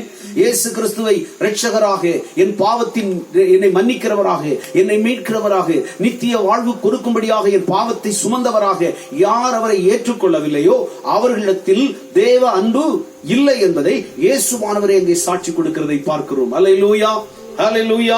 கர்த்தர் நல்லவர். என் அன்பு தேவ பிள்ளைகளை, தொடர்ந்து உள்ள வசனங்களை வாசிக்கும் போது, நான் என் பிதாவின் நாமத்தினாலே வந்திருந்தும் நீங்கள் என்னை ஏற்றுக்கொள்ளவில்லை, வேறொருவன் தன் சுய நாமத்தினாலே வந்தால் அவனை ஏற்றுக்கொள்வான். தேவனாலே மாத்திரம் மகிமையை தேடாமல் ஒருவரில் ஒருவர் மகிமையை ஏற்றுக்கொள்ளத்தக்கதாக நீங்கள் எப்படி விசுவாசிப்பீர்கள்? பிதாவினிடத்தில் நான் உங்கள் மேல் குற்றம் சாட்டுவேன் என்று நினையாதிருங்கள். நீங்கள் நம்புகிற மோசே உங்கள் மேல் குற்றம் சாட்டுவான். நிறைய தொடர்ந்து அந்த வசனங்களை நீங்க வாசிக்கும் போது அவர் எல்லாம் தெளிவுபடுத்தி சொல்லுகிறார். ஏனென்றால் பரிசேயரே, வேதபாரகரே, நீங்கள் என்னை ஏற்றுக்கொள்ளாவிட்டால் உங்களிடத்தில் தேவ அன்பு இல்லை. எத்தனை பேர் ஆண்டவராகிய இயேசு கிறிஸ்துவை வலியை குணமாக்குகிறவராக அல்ல, என் வியாதியை சுஸ்தப்படுத்துகிறவராக மட்டும் ஏற்றுக்கொண்டிருக்கிறீர்களா? ஆண்டவர் சொல்றார், பாருங்க, என்னை ஏற்றுக்கொள்ளுகிறவன் அவன் தேவ அன்புடையவனாயிருக்கிறான். அந்த தேவ அன்பு இருந்தால்தான் மிகுந்த பலனுக்கு ஏதுவான தைரியம் அவனுக்குள் இருக்கும். ஆமென் சொல்லுங்க. அல்லேலூயா. பாசத்தோடு பிள்ளைகளை ஒரு இடத்துல போய் ஒரு குழந்தைகள் வருகிறார்கள், எல்லா குழந்தைகளையும் வாங்க பிள்ளைகளையும் சொல்லி நீங்க அனுப்பிச்சுக்கீங்களா? இல்ல நம்மள அப்படி அனுப்பிச்சா கூட உலகத்துல எல்லாரும் நம்மளை அடிக்க வந்துடுவாங்க இல்லையா? ஆனா நம்ம பெற்ற பிள்ளை ஓடி வரும், நாம ஓடி சென்று நம்ம பிள்ளைகளை தூக்கிக் கொள்வோம். ஏன்னு சொன்னால் அதுதான் அந்த அன்பு. இதே போலதான் பிதாவாகிய தேவனுடைய அன்பு தன் குமாரனிலே வெளிப்பட்டது. அந்த அன்பை ஏற்றுக்கொள்ளாதவன் கர்த்தரை அறியாதவன், தேவ அன்பு இல்லாதவன் என்பதை கர்த்தருடைய வேதம் தெளிவுபடுத்தி காண்பிக்கின்றது. பிரியமானவர்களே, அல்லேலூயா. ஆகவே அன்பில் நீங்கள் பூரணப்படும் போது நீங்கள் தைரியம் உள்ளவர்களாயிருப்பீர்கள். எதற்குரிய தைரியம்? மிகுந்த பலனுக்கு ஏதுவான தைரியம். அல்லேலூயா. மிகுந்த பலனுக்கு ஏதுவான தைரியம். அல்லேலூயா. கர்த்தர் நல்லவர். Praise the Lord. இரண்டாவதாக நாம் வாசிக்க போகிறோம். Praise the Lord. எபேசியருக்கு எழுதின நிருபம் 3ஆம் அதிகாரம் அவருடைய 12வது வசனத்தை வாசியுங்கள். எபேசியர் 3:12 வசனம் விதமாக சொல்லுகிறது, அவரை பற்றும் விசுவாசத்தால் அவருக்குள் நமக்கு தைரியமும் திடநம்பிக்கையோட தேவனிடத்தில் சேரும் சாக்கியமும் உண்டாயிருக்கிறது. சந்தோஷமா இல்லை? சொல்லுங்களேன். அன்பு தேவ பிள்ளைகளே, கர்த்தர் நமக்கு கற்றுக் கொடுத்திருக்கிற அடுத்த பாடம், அவரை பற்றும் விசுவாசத்தினாலே அவருக்குள் நமக்கு தைரியம் கிடைக்கிறது. அந்த தைரியம் தேவனிடத்தில் சேரும் ஸ்லாக்கியத்தை உண்டாக்கி இருக்கிறது. அதுதான் மிகுந்த பலனுக்கு ஏதுவான தைரியம். மிகுந்த பலனுக்கு ஏதுவான தைரியம்னா நான் என்ன சொல்லி தந்தேன்? பரலோகத்தில் அவரோடு கூட சேர்ந்து வாழ்வதுதான் மிகுந்த பலனுக்கு ஏதுவான தைரியம். நித்திய வாழ்வை சுதந்திரித்து அவரோடு கூட வாழ்வதுதான் தைரியம். முதல்ல பார்த்தோம், அன்பு பூரணப்படும் போது அந்த தைரியம் நமக்கு உண்டாகிறது. இரண்டாவது, அவரை பற்றும் விசுவாசம் நமக்கு இருக்கும் போது தைரியம் உருவாகிறது. எதற்காக? தேவனிடத்தில் சேரும் ஸ்லாக்கியம் உண்டாகும்படியாக. ஆமென். அல்லேலூயா. அப்படின்னா மிகுந்த பலனுக்கு ஏதுவான தைரியத்தை கொடுக்கிற இரண்டாவது காரியம் தேவனை பற்றும், கிறிஸ்து இயேசுவை பற்றும் விசுவாசம். கிறிஸ்து இயேசுவை பற்றும் விசுவாசம். இன்றைக்கு நம்ம விசுவாசம் எதற்காக மாத்திரம் என்று சொன்னால், நம்முடைய காரியங்கள் வாய்க்குமா வாய்க்காது. அவரை விசுவாசித்தா நடக்கும். எனக்கு வியாதி குணமாகும், என் பிரச்சனை நீங்கும். இந்த சில உலக பிரகாரமான சில காரியங்களுக்கு மட்டும் கிறிஸ்துவை விசுவாசிக்கிறவர்களாயிருக்கும். நாம் கடந்த வசனத்திலே தியானித்தோம், இயேசு கிறிஸ்துவை ஏற்றுக்கொள்ளுகிறவன் தேவ அன்புள்ளவனாயிருக்கிறார். இதை யாராவது விசுவாசிக்கிறீர்களா? இயேசு கிறிஸ்துவை நம்முடைய வாழ்க்கையில் ஏற்றுக்கொள்கிறவன், அவர் என் இரட்சகர் என்பதை ஏற்றுக்கொள்கிறவனிடத்திலே வேதம் சொல்லுகிறது, அவன் தேவ அன்பில் பூரணப்படுவான், தேவ அன்புடையவனாய் இருக்கிறார். ஆகவே ரோமர் 5:5 வேதம் சொல்லுகிறது, பரிசுத்த ஆவியானவர் கொண்டு அன்பு இருதயங்களில் ஊற்றப்பட்டிருக்கிறது. எப்பொழுது இயேசுவை ஏற்றுக்கொண்டீர்களோ அப்பொழுது கிறிஸ்துவனுடைய வல்லமையுள்ள அந்த அன்பு உங்களுடைய இருதயங்களில் ஊற்றப்பட்டிருக்கிறது என்று வேதம் சொல்லுகிறது. இப்பொழுது வேதம் என்ன சொல்லுகிறது? எபேசியர் 3:12 சொல்லுகிறது, அவரை பற்றும் விசுவாசத்தினாலே எனக்கு தைரியம். அவரை பற்றும் விசுவாசத்தினாலே அவருக்குள் நமக்கு தைரியம் திடநம்பிக்கையோடு தேவனிடத்தில் சேர்கிற சாக்கியம் உண்டாயிருக்கிறது. ஆமென். அப்போ அவரை பற்றும் விசுவாசம். இன்னைக்கு விசுவாசம் விசுவாசம் நிறைய பேசியாச்சு. ஆனால் அவரிடத்தில் சேரும் சிலாக்கியம் கிடைக்கத்தக்கதான விசுவாசம் உன்னிடத்தில் உண்டோ? வாசிங்கள் எண்ணாகமத்தின் புஸ்தகத்தில் 14ஆம் அதிகாரம். எண்ணாகமம் 14ஆம் அதிகாரம் அதனுடைய 11வது வசனத்தை வாசிங்கள். 11வது வசனம். கர்த்தர் மோசேயை நோக்கி எதுவரைக்கும் எனக்கு கோபம் உண்டாக்குவார்கள், தங்களுக்குள்ளே நான் காட்டின சகல அடையாளங்களையும் அவர்கள் கண்டும் எதுவரைக்கும் என்னை விசுவாசியாதிருப்பார்கள். பாத்தீங்களா? இப்ப இந்த ஜனங்கள் எப்படிப்பட்டவர்களா இருந்தாங்க? ஆண்டவர் சொல்றாரு, அவரை பற்றி விசுவாசத்தினாலதான் எனக்கு தைரியம் உண்டாகும். ஏனென்றால் நல்ல கவனிங்க, அவரை நம்ம ருசிச்சிட்டோம்னா தெரியும், எந்த ஆபத்து வந்தாலும் எனக்கு நம்பிக்கை உண்டு. ஏன்னா அவரை நான் ஏற்கனவே ருசிச்சிருக்கிறேன். அப்ப இஸ்ரவேல் ஜனங்கள் ருசித்தவர்கள், இஸ்ரவேல் ஜனங்கள் வழிகளிலே ஆண்டவரை ருசித்தவர்கள், கர்த்தர் நல்லவர் என்பதை ருசி பார்த்தவர்கள். வனாந்தரத்திலே ஆண்டவருடைய அற்புதங்களை கண்டார்கள், எகிப்திலே கடவுளுடைய அற்புதங்களை கண்டார்கள். இதெல்லாம் பார்த்த பின்பும் அவங்க ஆண்டவர் என்ன செய்யவில்லை? விசுவாசிக்கவில்லை. ஆகவே ஆண்டவருடைய வேதத்துல தெளிவாக அவர் சொல்றார், மோசேயை நோக்கி எதுவரைக்கும் இந்த ஜனங்கள் எனக்கு கோபம் உண்டாக்குவார்கள், தங்களுக்குள்ளே நான் காட்டின சகல அடையாளங்களையும் அவர்கள் கண்டும் எதுவரைக்கும் என்னை விசுவாசியாதிருப்பார்கள். அல்லேலூயா, அல்லேலூயா. எதுவரைக்கும் அவிசுவாசம், எதுவரைக்கும் தேவச்சனமே, இன்னைக்கு அந்த அவிசுவாசத்தை இன்னைக்கு தூக்கியது. நீ கண்டவர்கள், நீங்கள் அற்புதங்களை கண்டவர்கள், அதிசயங்களை பார்த்தவர்கள், உன் வாழ்க்கையிலே அநேக கிரியைகளை ஆண்டவர் செய்ததை ஊற்றிக்காமல் இருக்கலாமா? அவரை தேடாமல் இருக்கிறாராமா? அவருக்கு அவிசுவாசம் உண்டால் நடப்பது என்னவென்றால் தேவ கோபம் அவரிடத்தில் உண்டால். அல்லேலூயா. வாசியுங்கள் வேதத்தில் வாசியுங்கள். உபாகமத்தின் புஸ்தகம் 1ஆம் அதிகாரம் 3வது வசனம். சீக்கிரமாய் உபாகமத்தின் புஸ்தகம் 1ஆம் அதிகாரம் 3வது வசனம் விதமாக சொல்லியிருக்கிறது.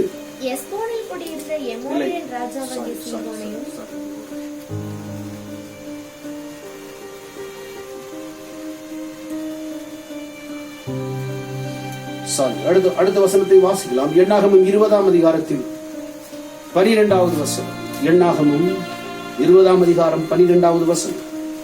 பின்பு கர்த்தர் மோசேயையும் ஆரோனையும் நோக்கி, இஸ்ரவேல் புத்திரரின் கண்களுக்கு முன்பாக என்னை பரிசுத்தம் பண்ணும்படி நீங்கள் என்னை விசுவாசியாமல் போனபடியினால் இந்த சபையாருக்கு நான் கொடுத்த தேசத்துக்குள் நீங்கள் அவர்களை கொண்டு போவதில்லை என்றார். ஆமென். அல்லேலூயா. நீங்கள் விசுவாசியாததினால் நீங்கள் இந்த சபையை தேவனிடத்தில் அந்த நான் கொடுக்கக்கூடிய தேசத்திற்கு நீங்கள் கொண்டு போவதில்லை, பிரவேசிக்க மாட்டீர்கள். அப்ப நமக்கு இந்த பலனுக்கு ஏதுவான தைரியம் ஆவிக்குரிய கானானாகிய பரலோக ராஜ்யம். இவர்களுக்கு கொடுக்கப்பட்ட லேண்ட், வாக்குத்தத்த நாடு, வாக்குத்தத்த தேசமாகிய கானான். பாத்தீங்களா? இப்ப இதுக்கு டிராவல் பண்ணி போறாங்க. இதை நான் வசனத்தை எடுத்துட்டேன். அதை உபாகமத்தின் புஸ்தகம் 1ஆம் அதிகாரத்தில் 33வது வசனத்தை வாசிங்கள். 33வது வசனம் விதமாச்சு, உங்கள் தேவனாகிய கர்த்தர் பாளையம் இறங்கத்தக்க இடத்தை பார்க்கவும். இல்ல 33வது வசனம், 1ஆம் அதிகாரம் 33வது வசனம். இரவில் அக்கினியிலும் பகலில் மேகத்திலும் உங்களுக்கு முன் சென்றாரே, இப்படி இருந்தும் இந்த காரியத்தில் நீங்கள் அவரை விசுவாசியாமல் போனீர்கள். கூடவே இருந்த கன்மலையை மறந்தார்கள். கூடவே அக்னியாய் பகலில் மேகமாய் அவர்களுடனே கூட கடந்து போன போதும் கூட இந்த காரியத்தில் அவரை அவர்கள் விசுவாசியாமல் போனார்கள். அதனாலதான் ஆண்டவர் சொல்லுகிறார், எதுவரைக்கும் அவர்கள் எனக்கு கோபம் உண்டாக்குவார்கள். இப்ப வாசிங்க எண்ணாகமம் 20ஆம் அதிகாரம் 12வது வசனத்தை. எண்ணாகமம் 20:12. பின்பு கர்த்தர் மோசேயும் ஆரோனை நோக்கி, இஸ்ரவேல் புத்திரரின் கண்களுக்கு முன்பாக என்னை பரிசுத்தம் பண்ணும்படி நீங்கள் என்னை விசுவாசிக்காமல் போனபடியினால் இந்த சபையாருக்கு நான் கொடுத்த தேசத்திற்குள் நீங்கள் அவர்களை கொண்டு போவதில்லை. தயவு செய்து நல்லா கேளுங்க. நீங்கள் விசுவாசியாமல் போனபடியினால் அந்த தேசத்திற்குள்ள நீங்க பிரவேசிக்க மாட்டீங்க. விசுவாசியாமல் அவிசுவாசித்தபடினாலே நீ மிகுந்த பலனுக்கு ஏதுவான அந்த தைரியம் உனக்கு வராது. அந்த மிகுந்த பலனை நீ அனுபவிக்க மாட்டாய் என்று கர்த்தர் ஆணையிட்டார். அல்லேலூயா. அதன்படியே நடந்தது. தேவ சபையே பரலோகத்துக்கு போகணும்னா இந்த தைரியம் வேணும். எப்படின்னா கர்த்தரை பற்றும் விசுவாசம். எதனால் உருவாகும் தைரியம்? இயேசு கிறிஸ்துவை பற்றும் விசுவாசம். அவரை கண்ணார கண்டு, அவருடைய வல்லமையை உணர்ந்து, அவருடைய கிரியைகளை கேட்டு, அவருடைய வார்த்தைகளை படித்து, இன்னைக்கு இஸ்ரேல் ஜனங்களுக்கு கர்த்தர் செய்த அற்புதம், எகிப்தின் நடுவிலே கர்த்தர் செய்த அற்புதங்களை எல்லாம் அறிந்தும் நீ அறியாததை போல அவிசுவாசித்துக் கொண்டிருப்பாய் என்று சொன்னால் உன்னுடைய வாழ்க்கையிலே பரலோக ராஜ்யத்தினுடைய அந்த மேன்மையை நீ உணர்ந்து கொள்ள முடியாது. அல்லேலூயா. சங்கீதக்காரன் சொல்லுகிறார் 27ஆம் சங்கீதத்திலே, சங்கீதக்காரன் 27ஆம் சங்கீதம் அதனுடைய 13வது வசனத்திலே அழகாக சொல்லுகிறார். வாசிங்கள் 13வது வசனம். நானோ ஜீவனுள்ளோர் தேசத்திலே கர்த்தருடைய நன்மையை காண்பேன் என்று விசுவாசியாதிருந்தால் கெட்டு போயிருப்பேனே. அவர் சொல்றார், பாத்தீங்களா, எனக்கு விசுவாசம் உண்டு, ஜீவனுள்ள ஒரு தேசத்திலே நித்திய வாழ்வை நான் நன்மையை காண்பேன். அப்படி நான் விசுவாசியாதிருந்தால் கெட்டு போவேன், அந்த ராஜ்யத்தில் சேர முடியாது என்று கர்த்தருடைய பக்தன் சொல்லுகிறார். ஆமென். சகோதரனே, தேவ பிள்ளையே, இந்த வார்த்தை கேட்டுக்கொண்டிருக்கிற நீங்கள், உங்கள் விசுவாசம் எதற்குரியதாயிருக்கிறது? கர்த்தர் ஜீவனுள்ள ஒரு தேசத்தில் தேவனுடைய நன்மையை காண்பேன். அல்லேலூயா. கானானுக்குள் செல்வேன். யோசுவாவும் அங்கே தேவனுடைய விசேஷித்த ஆவியை பெற்ற மனுஷனாகிய காலேபும் தவிர வேறு யாரும் அங்கு கடந்து போகவில்லை. ஏனென்றால் அவர்களுக்கு ஒரு நிச்சயம் இருந்தது. அவர்கள் அந்நிச்சயமாக ஜீவனுள்ளோர் தேசத்திலே கானானுக்குள்ளே நாங்கள் அவர்களோடு கூட செல்வோம் என்கிற ஒரு தீர்க்கமான ஒரு விசுவாசம் அவர்களிடத்திலே இருந்தது. ஆனால் மோசேயுடைய காலத்தில் வாழ்ந்த ஜனங்களோ அவர்கள் அவிசுவாசித்தபடியினாலே அவர்கள் அந்த இடத்திற்கு போவதற்கு கர்த்தர் அனுமதிக்கவில்லை. இதெல்லாம் நமக்கு திருஷ்டாந்தமாய் வைக்கப்பட்டிருக்கிறபடியினாலே சகோதரனே, நீ இந்த நாளிலே தேவனை பற்றும் விசுவாசம், இயேசு கிறிஸ்துவை பற்றும் விசுவாசம் உன்னுடைய வாழ்க்கையிலே உண்டாகும்படியாய் உன்னை ஒப்புக்கொடு. யோசுவாவின் புஸ்தகத்திலே 2ஆம் அதிகாரத்தை எடுத்துக்கொள்ளும்.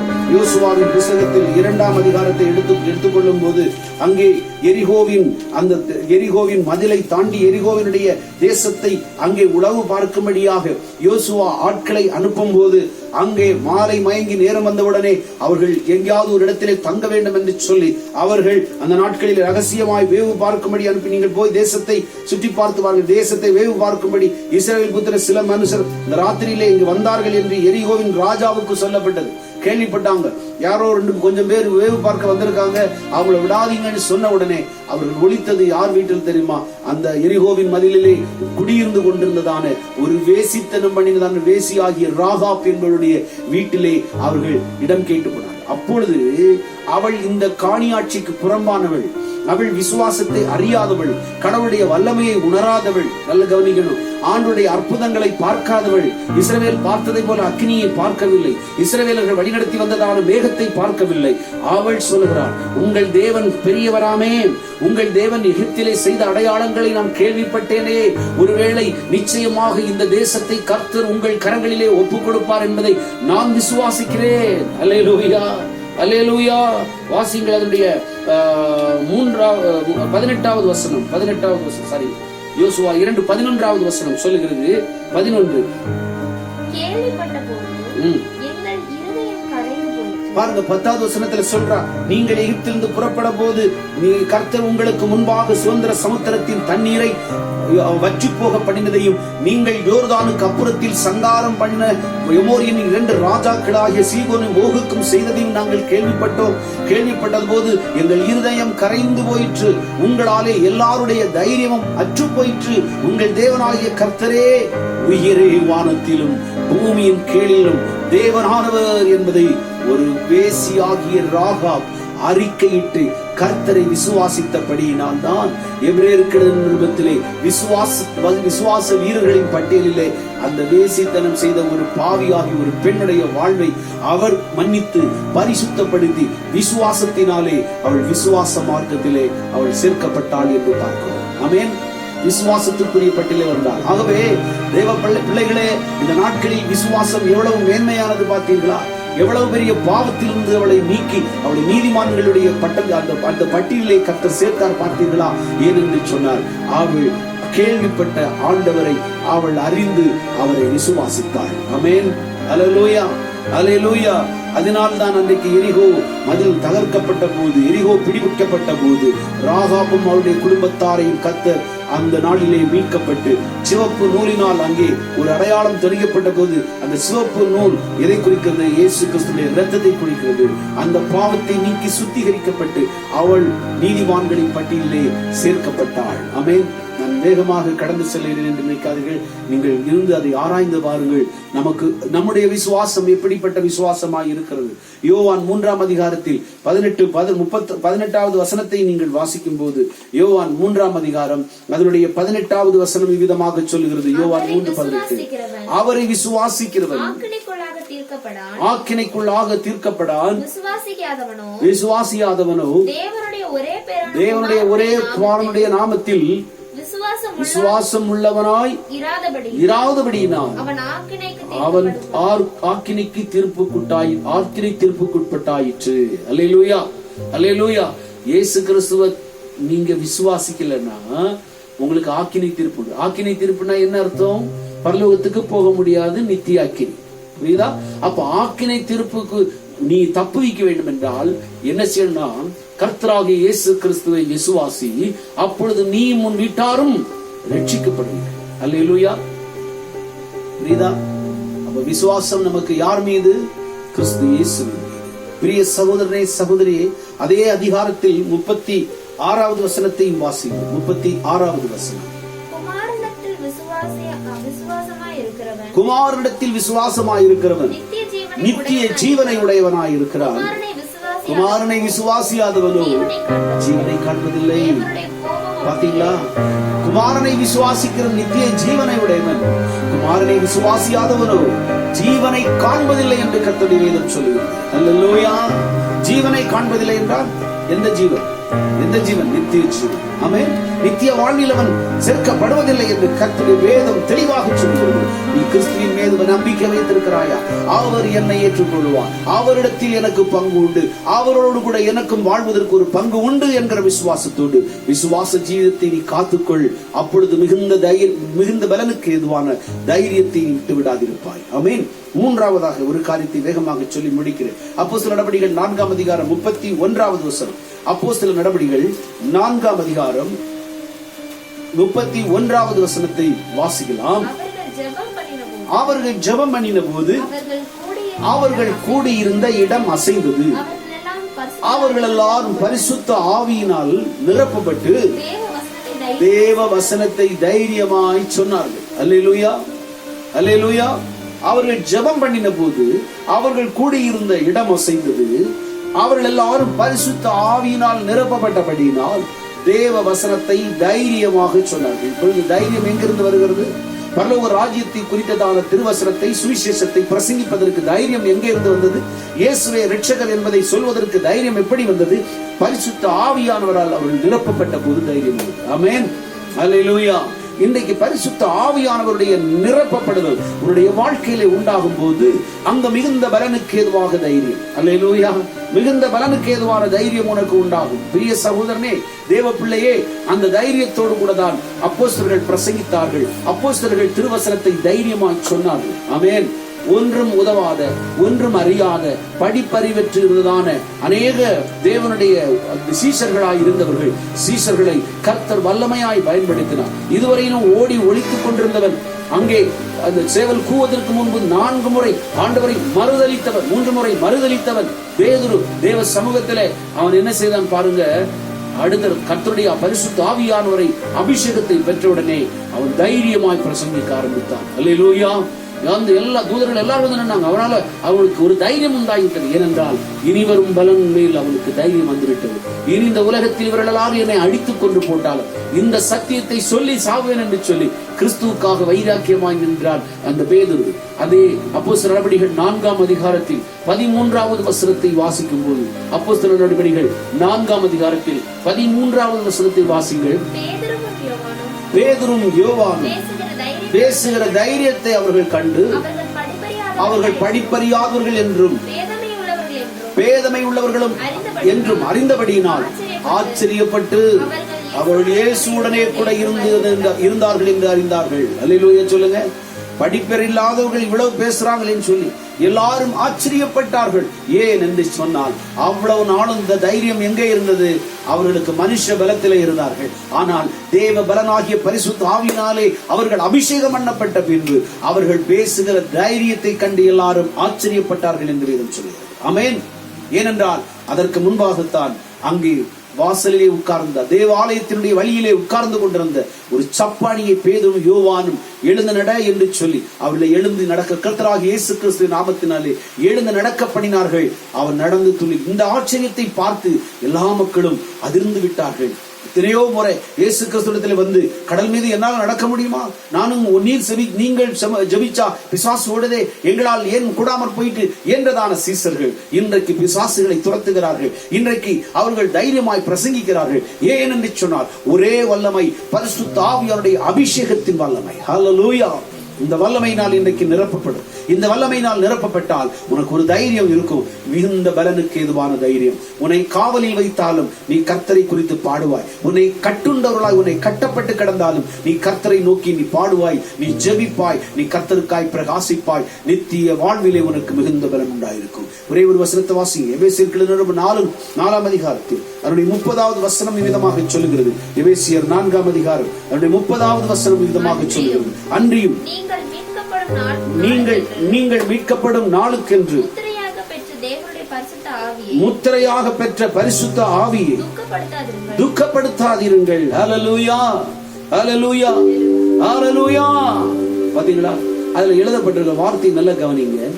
மீட்கப்படும் நாளுக்கென்று முத்திரையாக பெற்ற பரிசுத்த ஆவி. நீ முத்திரை போடப்பட்ட உனக்கு ஒரு தைரியம் வரும். நான் முத்திரிக்கப்பட்டேன் அப்படின்னு சொல்லுங்க. நான் முத்தரிக்கப்பட்ட கிணறு. நான் முத்தரிக்கப்பட்ட எதற்காக? மீட்கப்படும் நாள், கடவுளுடைய வருகையின் நாள். நீ மீட்கப்பட்டு கடவுளுடைய ராஜ்யத்தில் சேர்க்கப்பட வேண்டும் என்று சொன்னார். பரிசுத்த ஆவியாகிய முத்திரை உன்மேல் வைக்கப்பட்டிருந்தால் தைரியமாக இருப்பாய். அப்போது மிகுந்த பலனுக்கு ஏதுவான தைரியம் உனக்கு உண்டாயிருக்கும். ஆமென் சொல்லுங்களே. ஹல்லேலூயா, ஹல்லேலூயா. ஆகவே தயவு செய்து நல்லா புரிஞ்சுக்கோங்க, இந்த புவி நமக்கு சொந்தம் கிடையாது. அப்படின்னு சொல்லுங்களேன். இத்தேகத்தில் குடியிருக்கிறதை விட்டுவிட்டு நான் ஆண்டோரோடு கூட குடியிருக்கும்படி நான் வாஞ்சிக்கிறேன் என்று பவுல் சொல்லுறாரு. அதுதான் மிகுந்த பலனுக்கு ஏதுவான தைரியம். சந்தோஷமா ஒரு அலையில் சொல்லுவோமா? மிகுந்த பலனுக்கு ஏதுவான தைரியம். இந்த தைரியத்தை விட்டு விடாதீர்கள். ஏனென்றால் இனி வரப்போகும் நன்மை, இனி வரப்போகும் அந்த சுதந்திரம், அதிலே எனக்கு பங்கு வேண்டும். இதுதான் ஒரு கிறிஸ்தவ வாழ்க்கையினுடைய தேவ பிள்ளையுடைய ஒரு முக்கியமான அச்சாரம். அதற்கு அந்த தைரியம் எனக்குள்ளே இருக்க வேண்டும் என்றால் நான் என்ன செய்ய வேண்டும் என்று வேதம் நமக்கு சொல்லுகிறது. நாம் தேவ அன்பிலே பூரணர்களாய் இருக்க வேண்டும். இரண்டாவது, கிறிஸ்து இயேசுவை பற்றும் விசுவாசத்திலே நாம் வளர வேண்டும். மூன்றாவது, பரிசுத்த ஆவியாகிய முத்திரை நீ பெற்றுக் கொண்டிருக்க வேண்டும். அவரை துக்கப்படுத்தி மீண்டும் பின்மாறி போகாதபடி பரிசுத்த ஆவியானவரை நீ அவர் பெற்றுக்கொண்ட ஒரு தைரியத்தோடு கூட இனிவரும் மிகுந்த பலனுக்கு ஏதுவான தைரியம் உனக்கு உண்டாகும். இந்த நாள் இந்த வார்த்தைகளை கேட்டுக்கொண்டிருக்கிற தேவ பிள்ளையே, தேவ அன்புள்ள பிள்ளையாய் நீ காணப்படுகிறாயா? பழி வாங்குதலை விட்டுவிடு. மற்றவர்கள் மேல் பொறாமை கொள்வதை விட்டுவிடு. பழி வாங்குதல் கர்த்தருடைய பிள்ளைகளுக்கு அழகல்ல.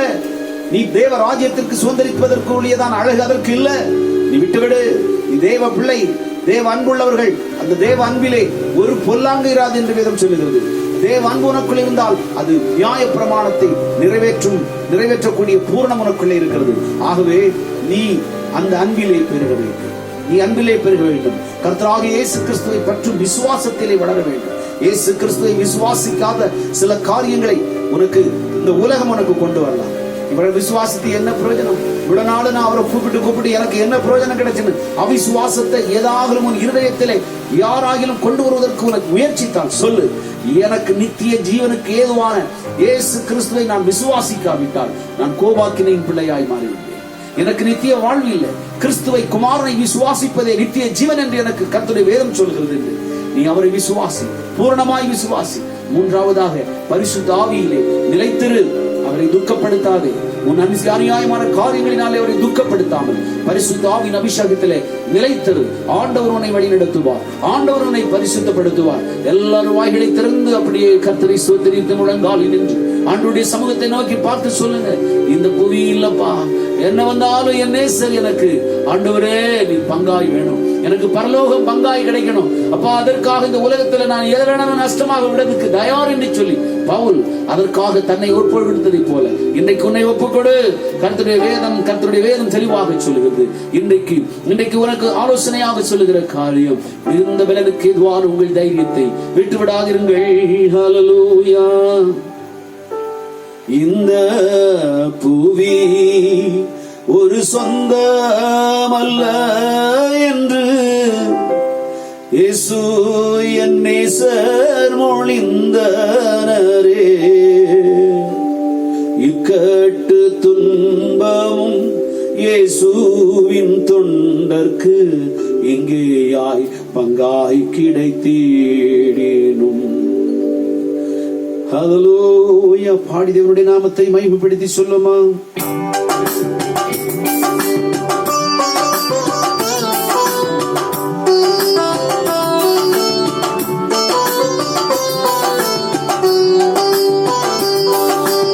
இந்த புவி மிக சொந்த அல்ல என்று இயேசு என் நேசர் மொழிந்தனரே.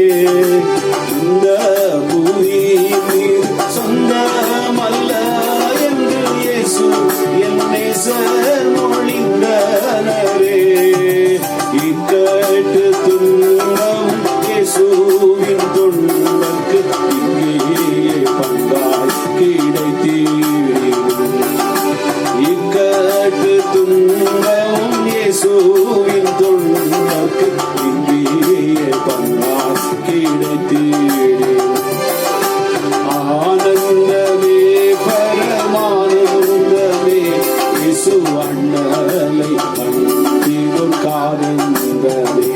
இயேசு அண்ணலை கண்டிடும் கானந்தமே. என்னுள்ளமே உன்னில் சஞ்சலம் ஏங்கினா கண்ணீர் பள்ளத்தாக்கல்லோ ஏது.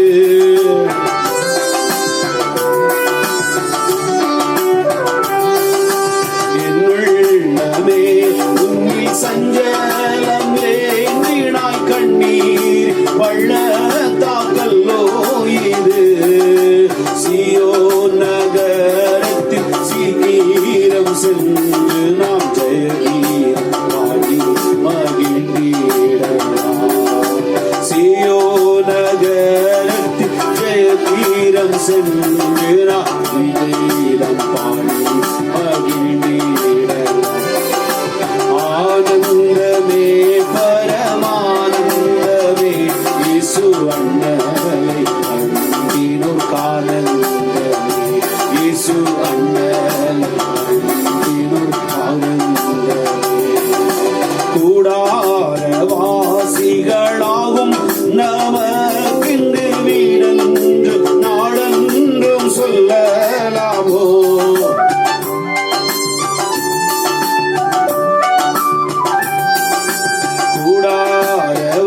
கூடாரவாசிகளாகும் நமக்கின்று வீடென்றும் நாடென்றும் சொல்லலாமோ. கைவேலை இல்லாத வீடொன்றை வேலைதான் செய்வேன் என சொல்லி போகலையோ.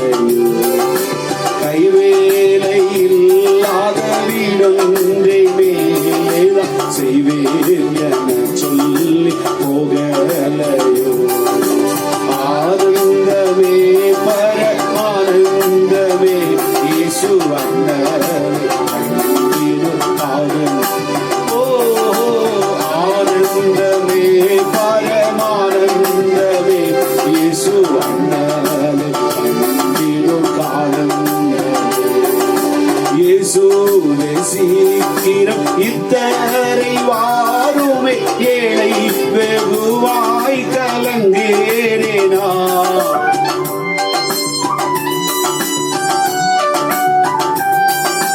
இயேசுவே சீக்கிரம் வாழுமே வாருமே, ஏழை வெகுவாய் கலங்குகிறேனா.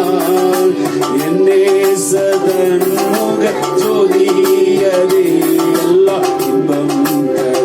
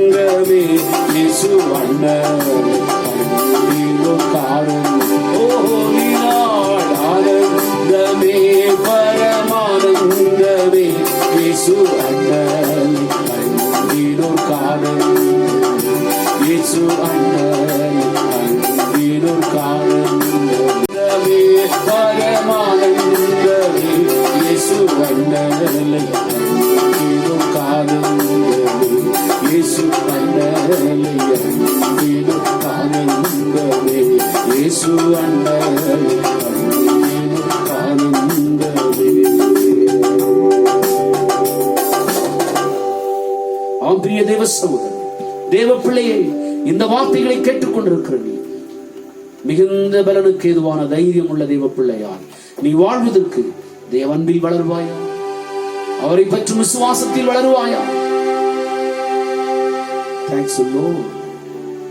பரிசுத்த ஆவியின் நிலைவரமான இந்த வல்லமையை நீ பெற்று முத்தைக்கப்பட்டு அவரை துக்கப்படுத்தாதபடி வாழ்வியா. தேவ சந்நிதியிலே உன்னை அர்ப்பணம் செய். தேவ சபையிலே உன்னை ஒப்புக்கொடு. கர்த்தர் பெரிய காரியங்களை உன்னத்திலே செய்வார். இன்னைக்கு அர்ப்பணித்துக் கொண்டிருக்கிற உங்கள் தேவனுடைய சமாதானம், தேவனுடைய மிகுந்த பலனுக்கு எதுவான தைரியம் உங்களுக்குள்ளே உண்டாகத்தக்கதாக இப்பொழுது நான் ஜெபிக்கிறேன்.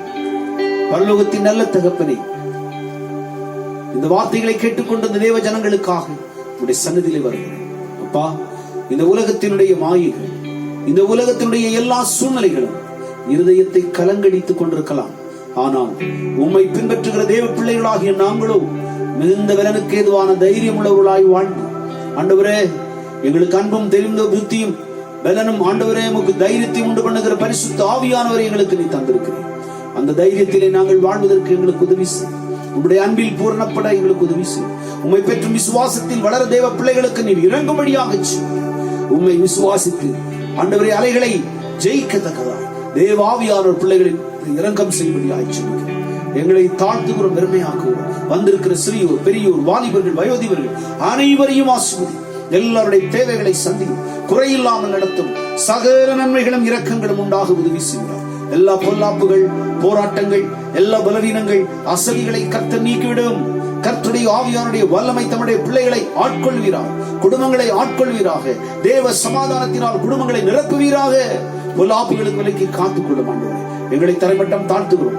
ஆண்டவரே, கர்த்தராகிய இயேசுவே, நீ சீக்கிரம் வாரும் என்று சொல்லி நாங்கள் பாடின பாடலை போல சீக்கிரத்திலே வந்து சபையாகி எங்களை உம்மோடு கூட சேர்த்துக் கொள்வதற்கு எங்களை அர்ப்பணம் செய்கிறோம். எங்களை ஏற்றுக்கொள்ளும். ஆசீர்வதி. சிறுவர்கள், பெரியோர்கள், வாலிபர், வயர்களில் யாருக்கு எந்த தீங்கும், இந்த உலகத்தினுடைய எந்த விதமான வாதைகளும் பிள்ளைகளின் மேல் தொட்டுவிடாதபடி உங்களுடைய பரிசுத்தமான பிரசனத்தினால் மூடி மறைத்துக் கொள்ளும்படியாய் ஜெபிக்கிறேன். தீங்களுக்கு விலைக்கு காத்துக்கொள்ளும். தேவ சமாதானத்தை தார், ஆறுதலை தாரும். தேவ மகிமையினால் நிரப்பும், பரிசுத்தப்படுத்தும், ஆட்கொள்ளும், பலப்படுத்தும். துதி கன மகிமை எடுத்துக்கொள்ளும். ஆண்டவரே, சீக்கிரத்தில் எங்களுடைய தேவாலயம் திறக்கப்பட இந்த அரசு அதிகாரியுடைய இருதயத்தில் பேசும்படியாக ஜெபிக்கிறோம். அரசாட்சி செய்கிறவர்கள் தேவ சபைக்கு விரோதமாக, ஊழியங்களுக்கு விரோதமாக எந்த ஆண்டவரை தந்திரமான காரியங்களை செய்திருந்தாலும் அவைகளெல்லாம் கர்த்தர் உடைக்கும்படியாய் இயேசுவின் நாமத்தினாலே இப்பொழுது உடைந்து போகும்படியாய் நான் கட்டளையிடுகிறேன். அவர்கள் செய்வது தவறு. தேவாலயத்தில் ஜெபம் ஏறெடுக்கப்பட வேண்டும், தேவாலயத்தில் துதி ஏறெடுக்கப்பட வேண்டும் என்கிற உணர்வு யாருடைய இதயத்தில் உண்டாக உதவி செய்யும். தடைகளை நீக்கிவிடும். தாழ்த்தி ஒப்புக் கொடுக்கிறேன். பெரிய காரியங்களை செய்யும். இரவு பகலும் எங்களோடு கூட தாங்கும், பலப்படுத்தும்படி துதி கன மகிமையை எடுத்துக்கொள்ள வல்லமை இயேசுவின் நாமத்தில் ஏறெடுக்கிறோம் எங்கள் ஜீவனுள்ள நல்ல பிதாவே. ஆமென், ஆமென். என் ஆத்துமாவே கர்த்தரை ஸ்தோத்திரி. என் முழு உலகமே பரிசுத்த நாமத்தை ஸ்தோத்திரி. என் முழு உலகமே பரிசுத்த ஆத்துமாவே கர்த்தரை ஸ்தோத்திரி. கர்த்தர் செய்த சகல உபகாரங்களை மறவாதே. ஆமென், ஆமென். இன்று கர்த்தராகிய இயேசு கிறிஸ்துவின் கிருபை, பிதாவாகிய தேவனுடைய அன்பு, பரிசுத்த ஆவியானுடைய ஐக்கியமும் சிறையும் இன்றும் இன்னும் சதா காலங்களிலும் நம் அனைவரோடும் குடும்பங்களோடும் திருச்சபை தேசத்தோடும் சகல நாட்களிலும் ஆண்டவருடைய வருகை விடும் தங்கியிருப்பாராக. ஆமென், ஆமென், ஆமென். ஹல்லேலூயா, ஹல்லேலூயா, ஹல்லேலூயா. தேவ சமாதானம் உங்களை ஆளக்கடுவது. கர்த்தர் உங்களோரையும் ஆசீர்வதித்து காக்க கடவுள். ஆமென். கர்த்தருக்கு ஸ்தோத்திரம். பரிசுத்த வாழ்த்துக்களோடு கடந்து செல்லுங்கள். முடிந்தால் தயவு செய்து ஒரு 15 நிமிட நேரம் நீங்கள் இருக்கிற இடங்களிலே ஜெபித்து, தேசத்திற்காக, குடும்பங்களுக்காக ஜெபித்து கடந்து போகும்படியாக அன்போடு கேட்டுக்கொள்கிறேன். ஆண்டவர் உங்கள் ஒருவரையும் ஆசீர்வதித்து நடத்துவார். ஆமென்.